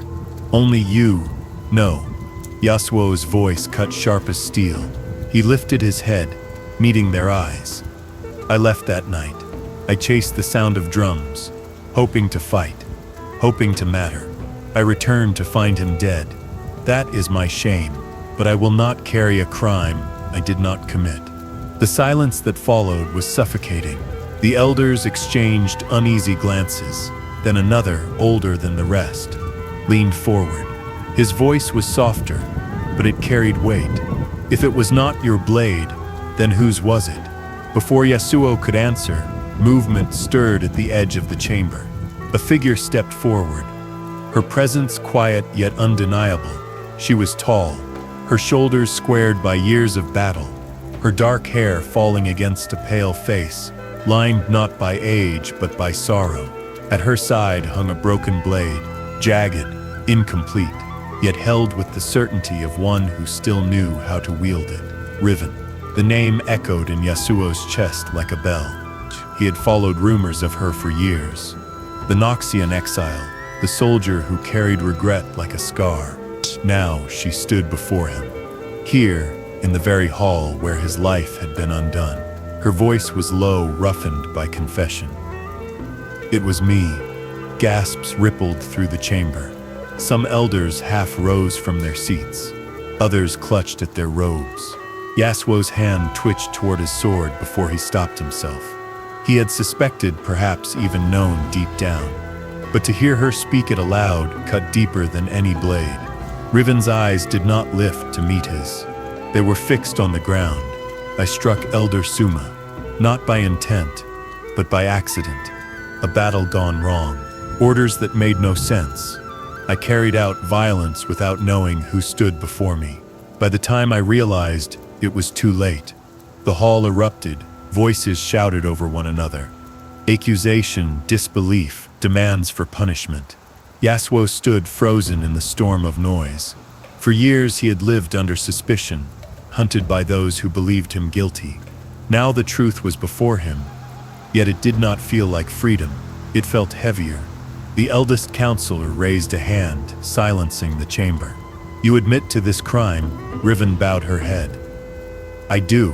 I have carried the weight of his death every day since. I did not mean it, but intent does not erase blood. If justice demands my life, I will not resist. All eyes turned to Yasuo. For the first time in years, they did not glare with accusation. They waited. They wanted to see what the brother killer, the fugitive, the accused would do when faced with the truth. Yasuo's heart thundered. He looked at Riven, at the broken sword that had ended Suma's life, at the woman who bore her guilt openly. His hand tightened on his hilt. One strike could end it. One strike could balance the scales. He thought of Yone, of how his brother had demanded confession, how his dying words had been twisted by the same misunderstanding. He thought of Suma, patient and wise, who had taught him that the wind does not obey commands. It listens. Slowly, Yasuo released the hilt. No blade can bring him back, he said. His voice was heavy, but steady. Not yours, not mine. His death was born of war, of choices we cannot undo. Killing you will not heal that wound. Riven exhaled, her shoulders sagging, but she did not look relieved. Her burden remained, as did his. The truth had been spoken, but it had not set either of them free. The council debated long into the night. Some demanded Riven's execution, others exile, others mercy. Yasuo stood apart, staring at the carved walls, remembering when he had once believed this hall represented justice. Now he saw only men and women struggling to hold together a country torn by war. At last, they dismissed them both with no verdict, but the one they already carried in their own hearts. Outside, the air was cool, the sky scattered with stars. Riven paused at the steps, looking at him briefly before walking away into the dark. Yasuo did not follow. He had sought the truth for years, and now he had it. Suma's killer was not his hand, but knowing it did not heal the wound. He turned his face to the wind. It brushed past him, rustling the trees. For the first time in years, it did not accuse him. It did not absolve him either. It simply reminded him of what Suma had always tried to teach. Truth is not peace, and peace is not forgiveness. Yasuo gripped his sword, feeling its familiar weight. "I will walk on," he murmured. "Not because I am free, but because the wind does not stop." And with that, he left the hall. A man still burdened, still broken, yet carrying truth at last alongside his guilt. Chapter 13. The Spirit Blossom Festival. Hope. The roads to Will were alive with color, lanterns strung from branch to branch, guiding pilgrims and wanderers alike toward the city. Yasuo walked among them unnoticed at first, just another traveler carried by the evening breeze. But as he entered the gates, the air thick with incense, and the chatter of festival goers, the unease in his chest grew heavier. The Spirit Blossom Festival had always been a time for joy. He remembered it as a child. Yone guiding him through crowds, his brother patient as Yasuo tugged at his sleeve to chase after paper lanterns or beg for sweet cakes. The blossoms fell like rain then, and their mother would smile softly, whispering that the petals carried the spirits of their ancestors back for a night. Yasuo had believed her. Now, standing at the threshold of the festival, he felt only dread. The streets swelled with people. Children darted between stalls, clutching candied plums. Musicians plucked zithers by the river, their songs weaving with the laughter of couples tossing coins into the water for luck. Petals drifted from trees overhead, pale pink and violet, catching in hair, on robes, in the folds of paper lanterns. To others, the blossoms promised reunion with the dead. To Yasuo, they whispered reminders of names he could not say without pain. Suma, Yone. He wandered the festival like a ghost in his own skin. Merchants offered him trinkets until they saw his eyes, then quickly turned to other customers. Families stepped aside, shepherding their children closer, whispering warnings. He did not blame them. His reputation had long preceded him. Yasuo the murderer. Yasuo the brother slayer. Yasuo the man cursed by the wind. No mask, no lantern's glow could hide the weight he carried. At the heart of Wellel stood the shrine, its steps lined with offerings, fruit, rice, wine, folded paper charms. Incense curled into the night, thick and pungent, carrying prayers upward. Yasuo climbed slowly, each step heavier than the last. He knelt before the shrine, his sword laid across his knees, and closed his eyes. He whispered Suma's name. He whispered Yone's. He whispered them until his throat ached, until the words blurred together, until the ache in his chest felt too heavy to bear. He begged not for forgiveness, for he knew that would never come, but for a sign that they still existed somewhere beyond his reach, a sign that his wandering was not in vain. The wind shifted. The warmth of summer night turned suddenly cold, sharp enough to sting. Yasuo's eyes snapped open. The blossoms no longer drifted gently. They swirled, pulled toward a shadow coiling at the shrine's edge. The form took shape, neither fully man nor beast. Its eyes burned with hunger. Its claws reached for him with familiarity. An Azakana, Yasuo had heard of them. Demons born from unspoken pain, feeding on sorrow and regret. He had thought them tales for children. Now one stood before him, drawn to the wound in his soul. His hand moved before thought. The sword whispered free, and the wind rushed to his side, scattering petals in a flurry of steel and air. The first strike tore the creature apart like smoke. For a heartbeat, Yasuo thought it was over. Then the shadow reformed, larger, darker, fed by his doubt. It laughed, though no mouth moved. The sound was inside him, twisting, Suma's still body on the temple floor. Yone's final words only you could have known. The endless accusations, the hunts, the duels fought in exile. So the demon gorged itself on all of it, swelling until it towered above him. Yasuo's breath came ragged. His blade flashed again, his wind roaring, but each cut only birthed new shapes, new mouths whispering his guilt back to him. The harder he fought, the stronger it grew. His strength faltered, So his knees bent. Perhaps this was his punishment.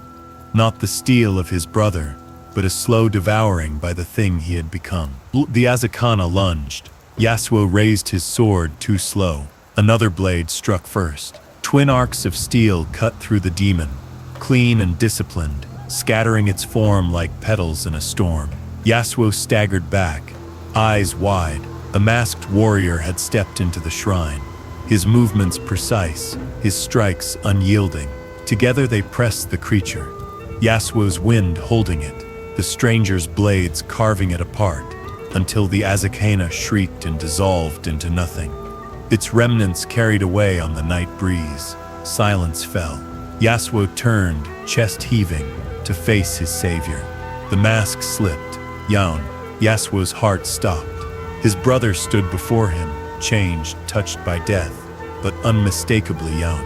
The same steady stance, the same calm fire in his eyes. Yasuo dropped his blade. "Brother," his voice broke. "I killed you." "How?" Yone's expression did not soften. "The veil between worlds thins tonight. I walk here, but not as I once did." His eyes cut into Yasuo like steel. "The creature came for you because you are its feast. Your guilt feeds it.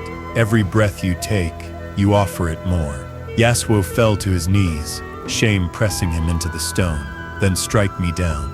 End this. I cannot carry it anymore. I do not deserve to live while you." His words collapsed into silence. But Yone did not raise his blades. He looked down at his brother, his face unreadable. "No, Yasuo, death is too easy. Your guilt is punishment enough. You will live. You will walk with it. That is the sentence." The words cut deeper than any strike Yasuo had ever taken. He had expected vengeance. He had expected death.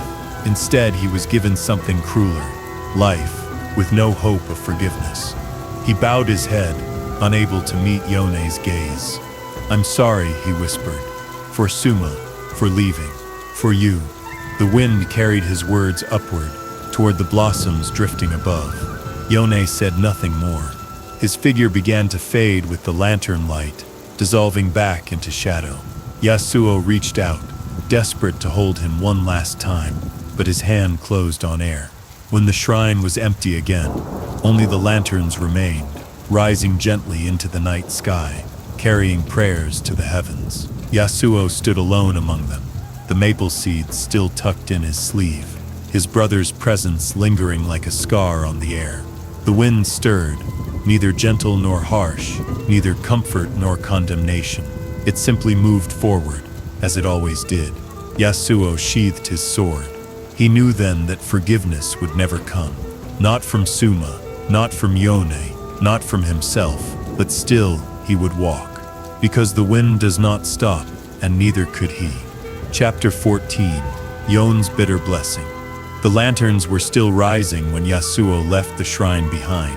They drifted upward in patient spirals, paper skins, glowing like small moons against the night sky. Each one carried a prayer written in careful brushstrokes, names of ancestors, wishes for fortune, pleas for peace. Yasuo watched them climb, as if they might take his guilt with them, but they did not. His shame was heavier than air. No flame, however bright, could lift it. He walked through the streets of Willer with the festival still alive around him. Musicians plucked zithers and lutes by the river. Vendors called out prices for fried cakes and sweet rice wine. Children laughed as they chased each other with paper fans painted like fox masks. The scent of blossoms mingled with smoke from braziers where prayers burned. Yasuo moved among them like a ghost, the world swirling around him without touching him. When people noticed his face, they turned away. Some whispered, drawing their children close. Others stared openly, their eyes narrowed with suspicion. He felt their judgment, but did not return it. He had grown used to such looks. Accusation followed him like the wind. He left the festival before dawn, climbing the road out of town until the lanterns were no longer visible. At the edge of a cedar grove, he stopped. His hands trembled as he drew the maple seed from his sleeve. He had carried it since boyhood, through battles, exile, and guilt. Yone's final words still cut across his memory. Your guilt is punishment enough. Live with it. Yasuo opened his palm and let the seed rest there. For years he had clutched it like a shield, as though this single token might guard him from his own mistakes. Tonight, it felt heavier than steel. He let it fall. The seed spun, caught by the wind, drifting gracefully downward until it landed on the back of his hand. He almost laughed. Even the wind seemed unwilling to take it from him. He tucked it away again, not out of hope, but because he did not know how to let go. Sleep came in fragments that night, broken by the memory of Yone's face, not the face of his brother in life, but the mask of the spirit that had confronted him. Forgiveness had not been offered, vengeance had not been taken, only a sentence had been passed. Live. Yasuo woke at dawn feeling no lighter. The dew had soaked his cloak, his body stiff from the ground, yet he rose, because the sentence demanded it. He would live, not for glory, not for redemption, but because his brother had commanded it. The road west wound through terraced paddies, where farmers were already ankle-deep in water, bending to plant new shoots of rice. Mist clung to the valleys, softening the outlines of mountains beyond. Once Yasuo might have paused to watch, to breathe the rhythm of the fields. Now he kept moving. When the farmers noticed him, their hands stilled. They whispered his name. He did not stay to hear what else they said. By midday, he reached a wayside tea stand. The woman tending it was old, her back bent but her eyes sharp. She poured him a cup without asking, the steam rising in thin curls. The tea was bitter on his tongue, then sweet. She poured another. Festival air is heavy, she said, not looking at him. It leaves men hollow. Yasuo nodded. He did not tell her about the Azakana, about Yone, about the weight in his chest. Some truths would only deepen her hollowness too. When he reached for coin, she waved him off. Leave the cup. He placed it upside down on the counter and left. Small promises were all he had to give. He told himself he would not linger in Will's shadow, but the roads bent back toward the river as if the land itself wanted to hold him. He passed places marked by the night's revelry, a bridge strung with torn prayer slips, a painter's stall left abandoned with brushes stiff in their jars, a child's lantern floating aimlessly at the water's edge. He fished the lantern out, shook it dry, and set it among the others at the shrine. The priest tending candles looked at him briefly, then nodded. No words passed between them. None were needed. That night, the encounter replayed endlessly in his mind. Yone's blades flashing, the demon feeding on his guilt. The sentence spoken without malice. Yasuo had begged for death and been given life. It was no gift.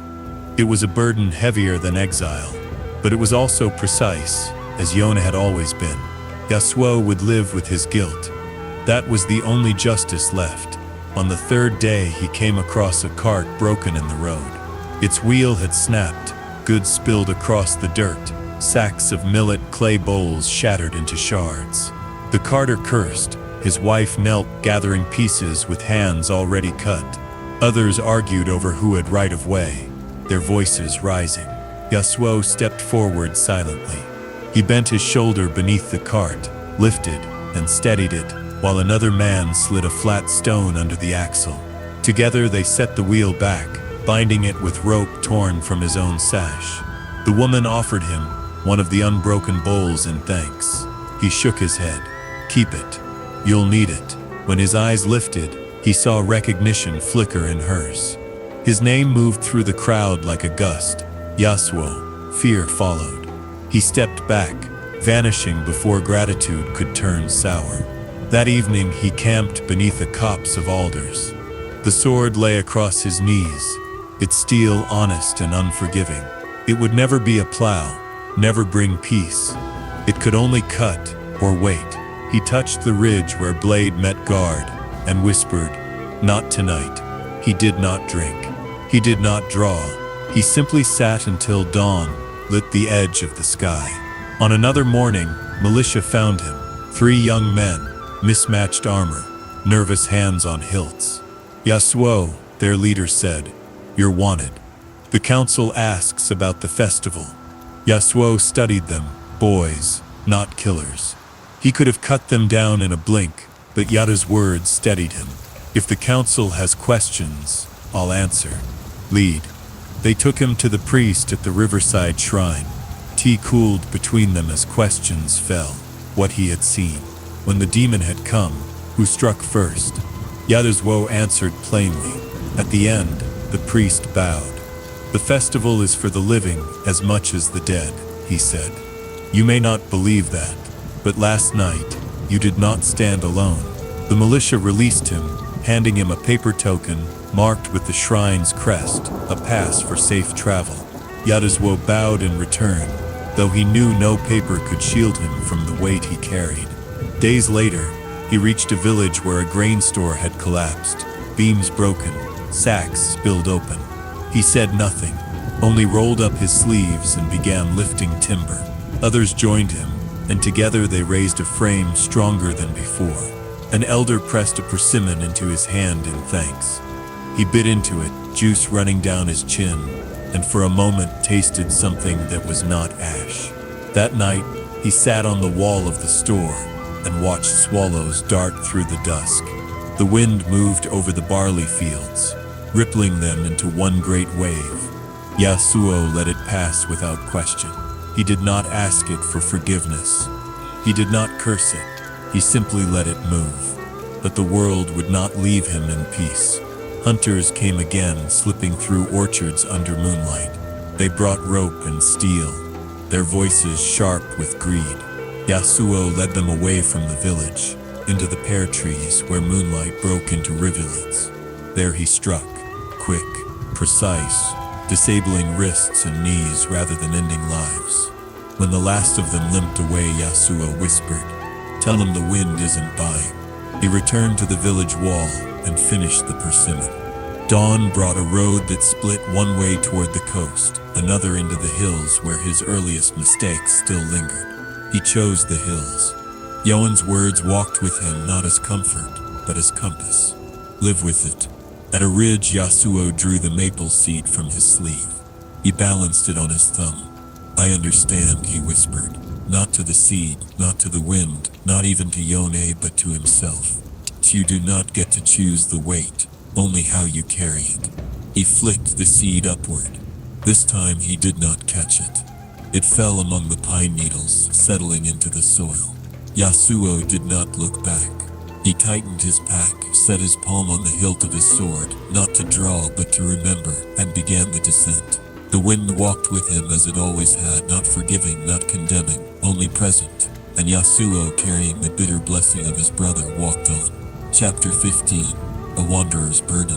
The mountains opened into rolling plains where the grass whispered in silver waves, stirred endlessly by the summer wind. Yasuo walked them without hurry, though each step still carried the weight of his brother's words. Yone had spared his life, not out of love, not out of forgiveness, but because death would have been too merciful. Live with it.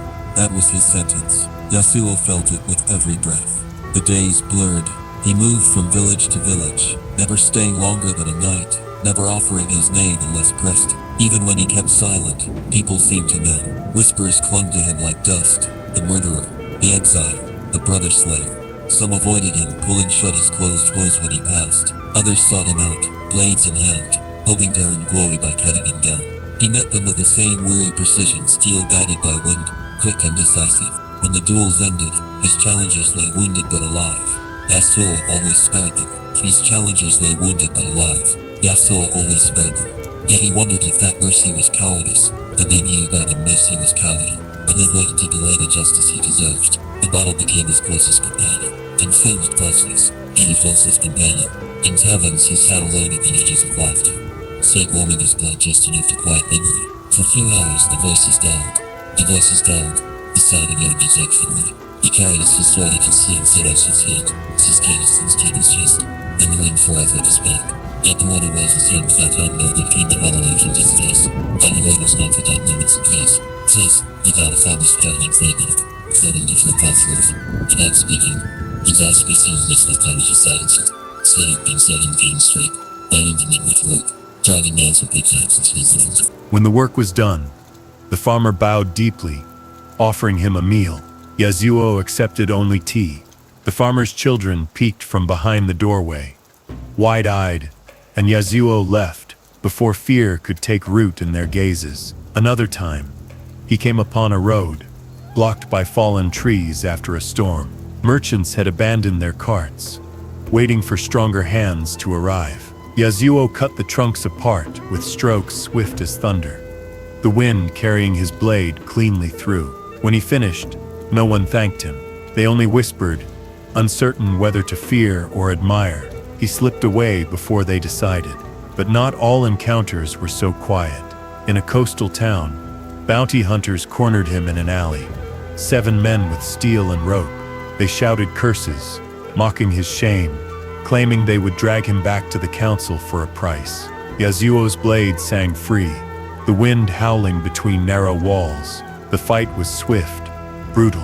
When it ended, 5 men lay groaning on the ground.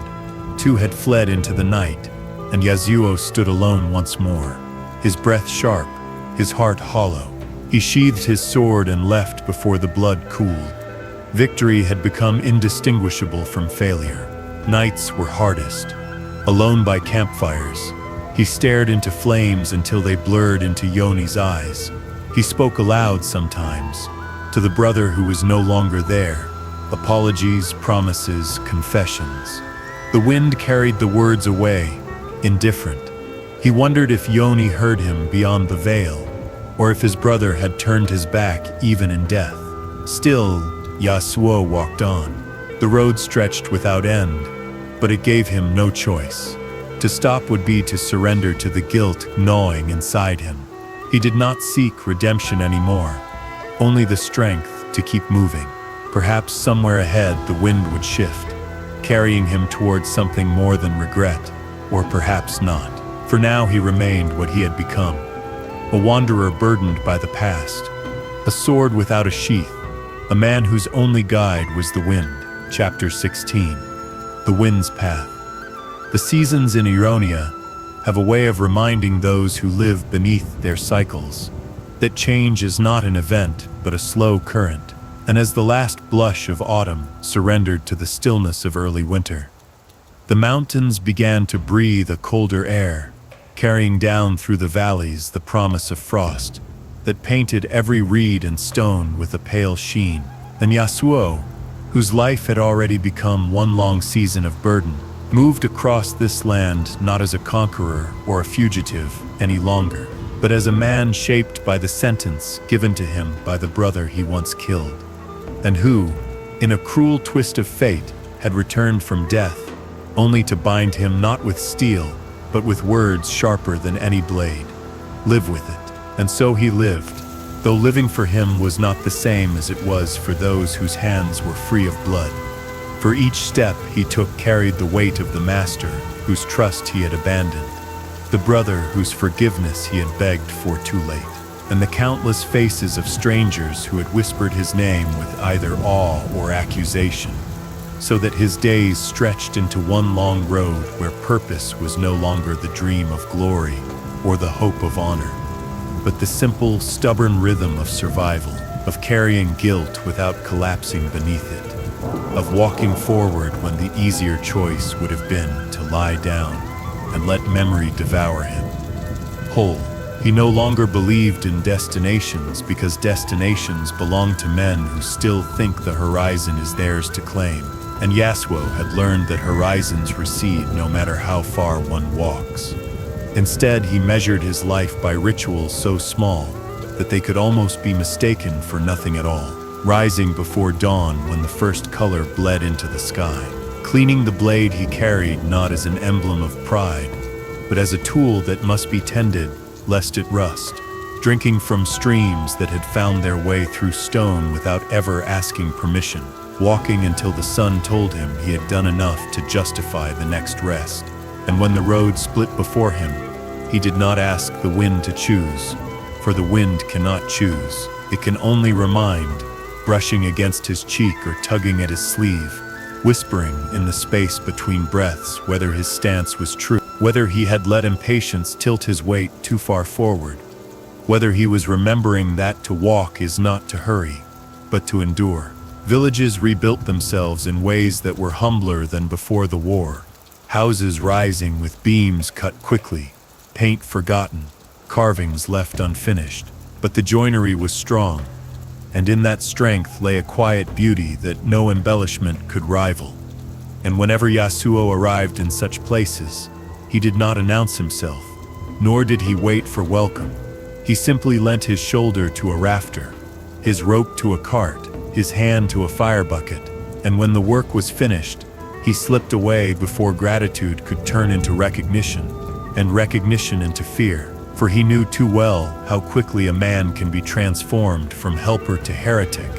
Once his name is spoken aloud, his reputation, like the wind itself, traveled faster than his footsteps, and in some towns he was remembered as the wandering swordsman who had appeared when storms brought down trees and had vanished once the roads were clear, while in others he remained the murderer, the brother slayer, the one cursed to wander with steel that whispered treachery. And Yasuo bowed to both stories. For a bow is not agreement, but acknowledgement, and acknowledgement is sometimes the only courtesy a man can offer to the world's insistence on misunderstanding him. In the high passes where snow dusted the stone and the pines leaned together, as if whispering among themselves, Yasuo paused and looked down into the valley, where once the roofs of his school had gathered like black strokes of ink against green paper. But he did not descend, for to descend would have been to trespass into a memory that had already judged him. And so instead he sat with an apple cut into quarters, eating each slice slowly, learning again that sweetness is not diminished by sorrow but is sometimes sharpened by it. And when he finished, he cleaned his blade with deliberate care, not to honor it. For honor was a word he no longer trusted, but to respect it as one respects a truth that cannot be ignored. And then he walked on, because walking was the only vow he could keep. The road bent toward the coast, and there he found the sea, breathing its long breath against the cliffs, sending gulls into patterns so wide they seemed to write letters no man could read. And at a small stall where smoke rose from a clay brazier, an old woman with salt in her hair sold him grilled mackerel, eyeing him as though comparing his face to a rumor she had once overheard. And when she pressed a wedge of lemon into his hand without charge, she said simply, "Come back when the bonito run," and turned to her next customer. And Yasuo understood that sometimes mercy does not arrive as forgiveness or as absolution, but as the refusal to treat you as anything more or less than a man who is hungry. That evening he climbed a promontory, where a shrine no larger than a chest clung to the cliff. Its red paint faded into the grain of the wood by storms that had battered it for decades, and he placed a coin beneath its eave, not because he thought the gods were listening, but because gratitude, like grief, needs an address. And then he sat with his sword across his knees, listening to the sea as if it were a master speaking in a language of patience, a language made only of repetition, for the waves broke and retreated and broke again, teaching him that endurance is not an act of strength, but of constancy. When hunters came again, carrying crossbows and rope, men who thought that coin could silence conscience, he warned them once. But when they did not listen, the wind answered for him, pinching their bolts from their path, lending speed to his blade, which cut wrists and knees rather than throats, commas rather than periods, leaving the men groaning on the stones but alive, so that their punishment was not the clean silence of death, but the longer, heavier task of living with failure. And when Yasuo sheathed his sword afterward, he did so with the recognition that his mercy was not a kindness to them, but a discipline for himself. A reminder that he was still serving a sentence that required endurance, not escape.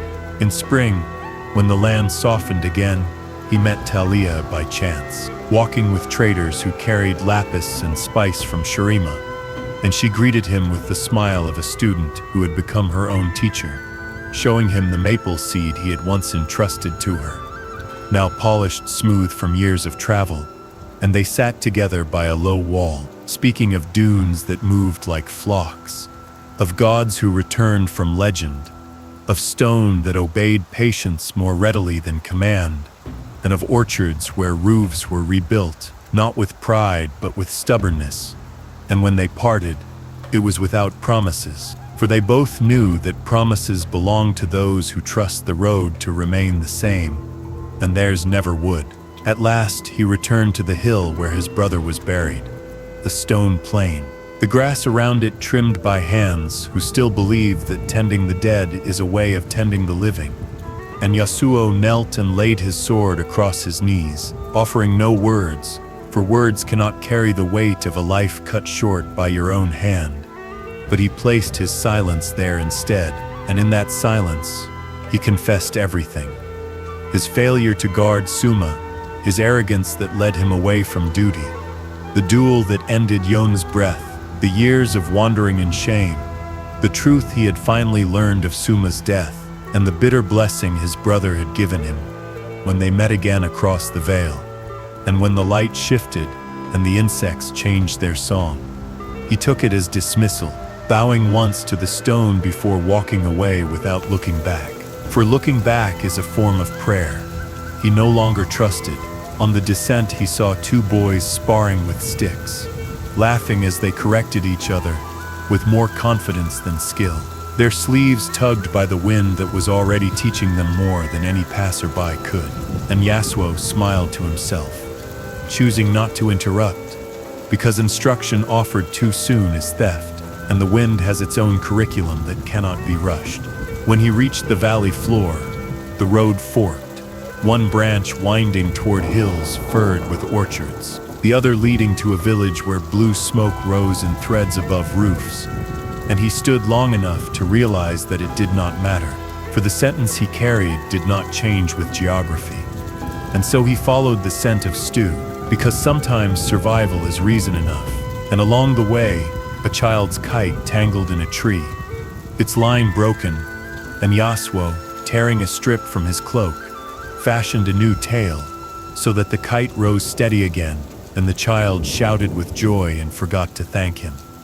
And Yasuo, watching the paper bird climb into the wind, understood that thanks is only the shadow of the act itself, and the act was complete without it. He walked on as the sun lowered, his blade at his side, the wind at his back, neither forgiving nor condemning, but simply present, and he realized that what he carried was not redemption, for redemption had never been promised to him, nor was it peace, for peace is the gift of those who are willing to forget, and he could not forget. What he carried was direction, and direction, when tended like a blade that refuses rust, can be enough to keep a man walking, when every step still aches with memory. So Yasuo followed the only path left to him, which was not marked on any map and did not end at any shrine. The path the wind had always offered, forward, breath by breath, step by step, not because it was light, but because it did not stop, and he too would not stop.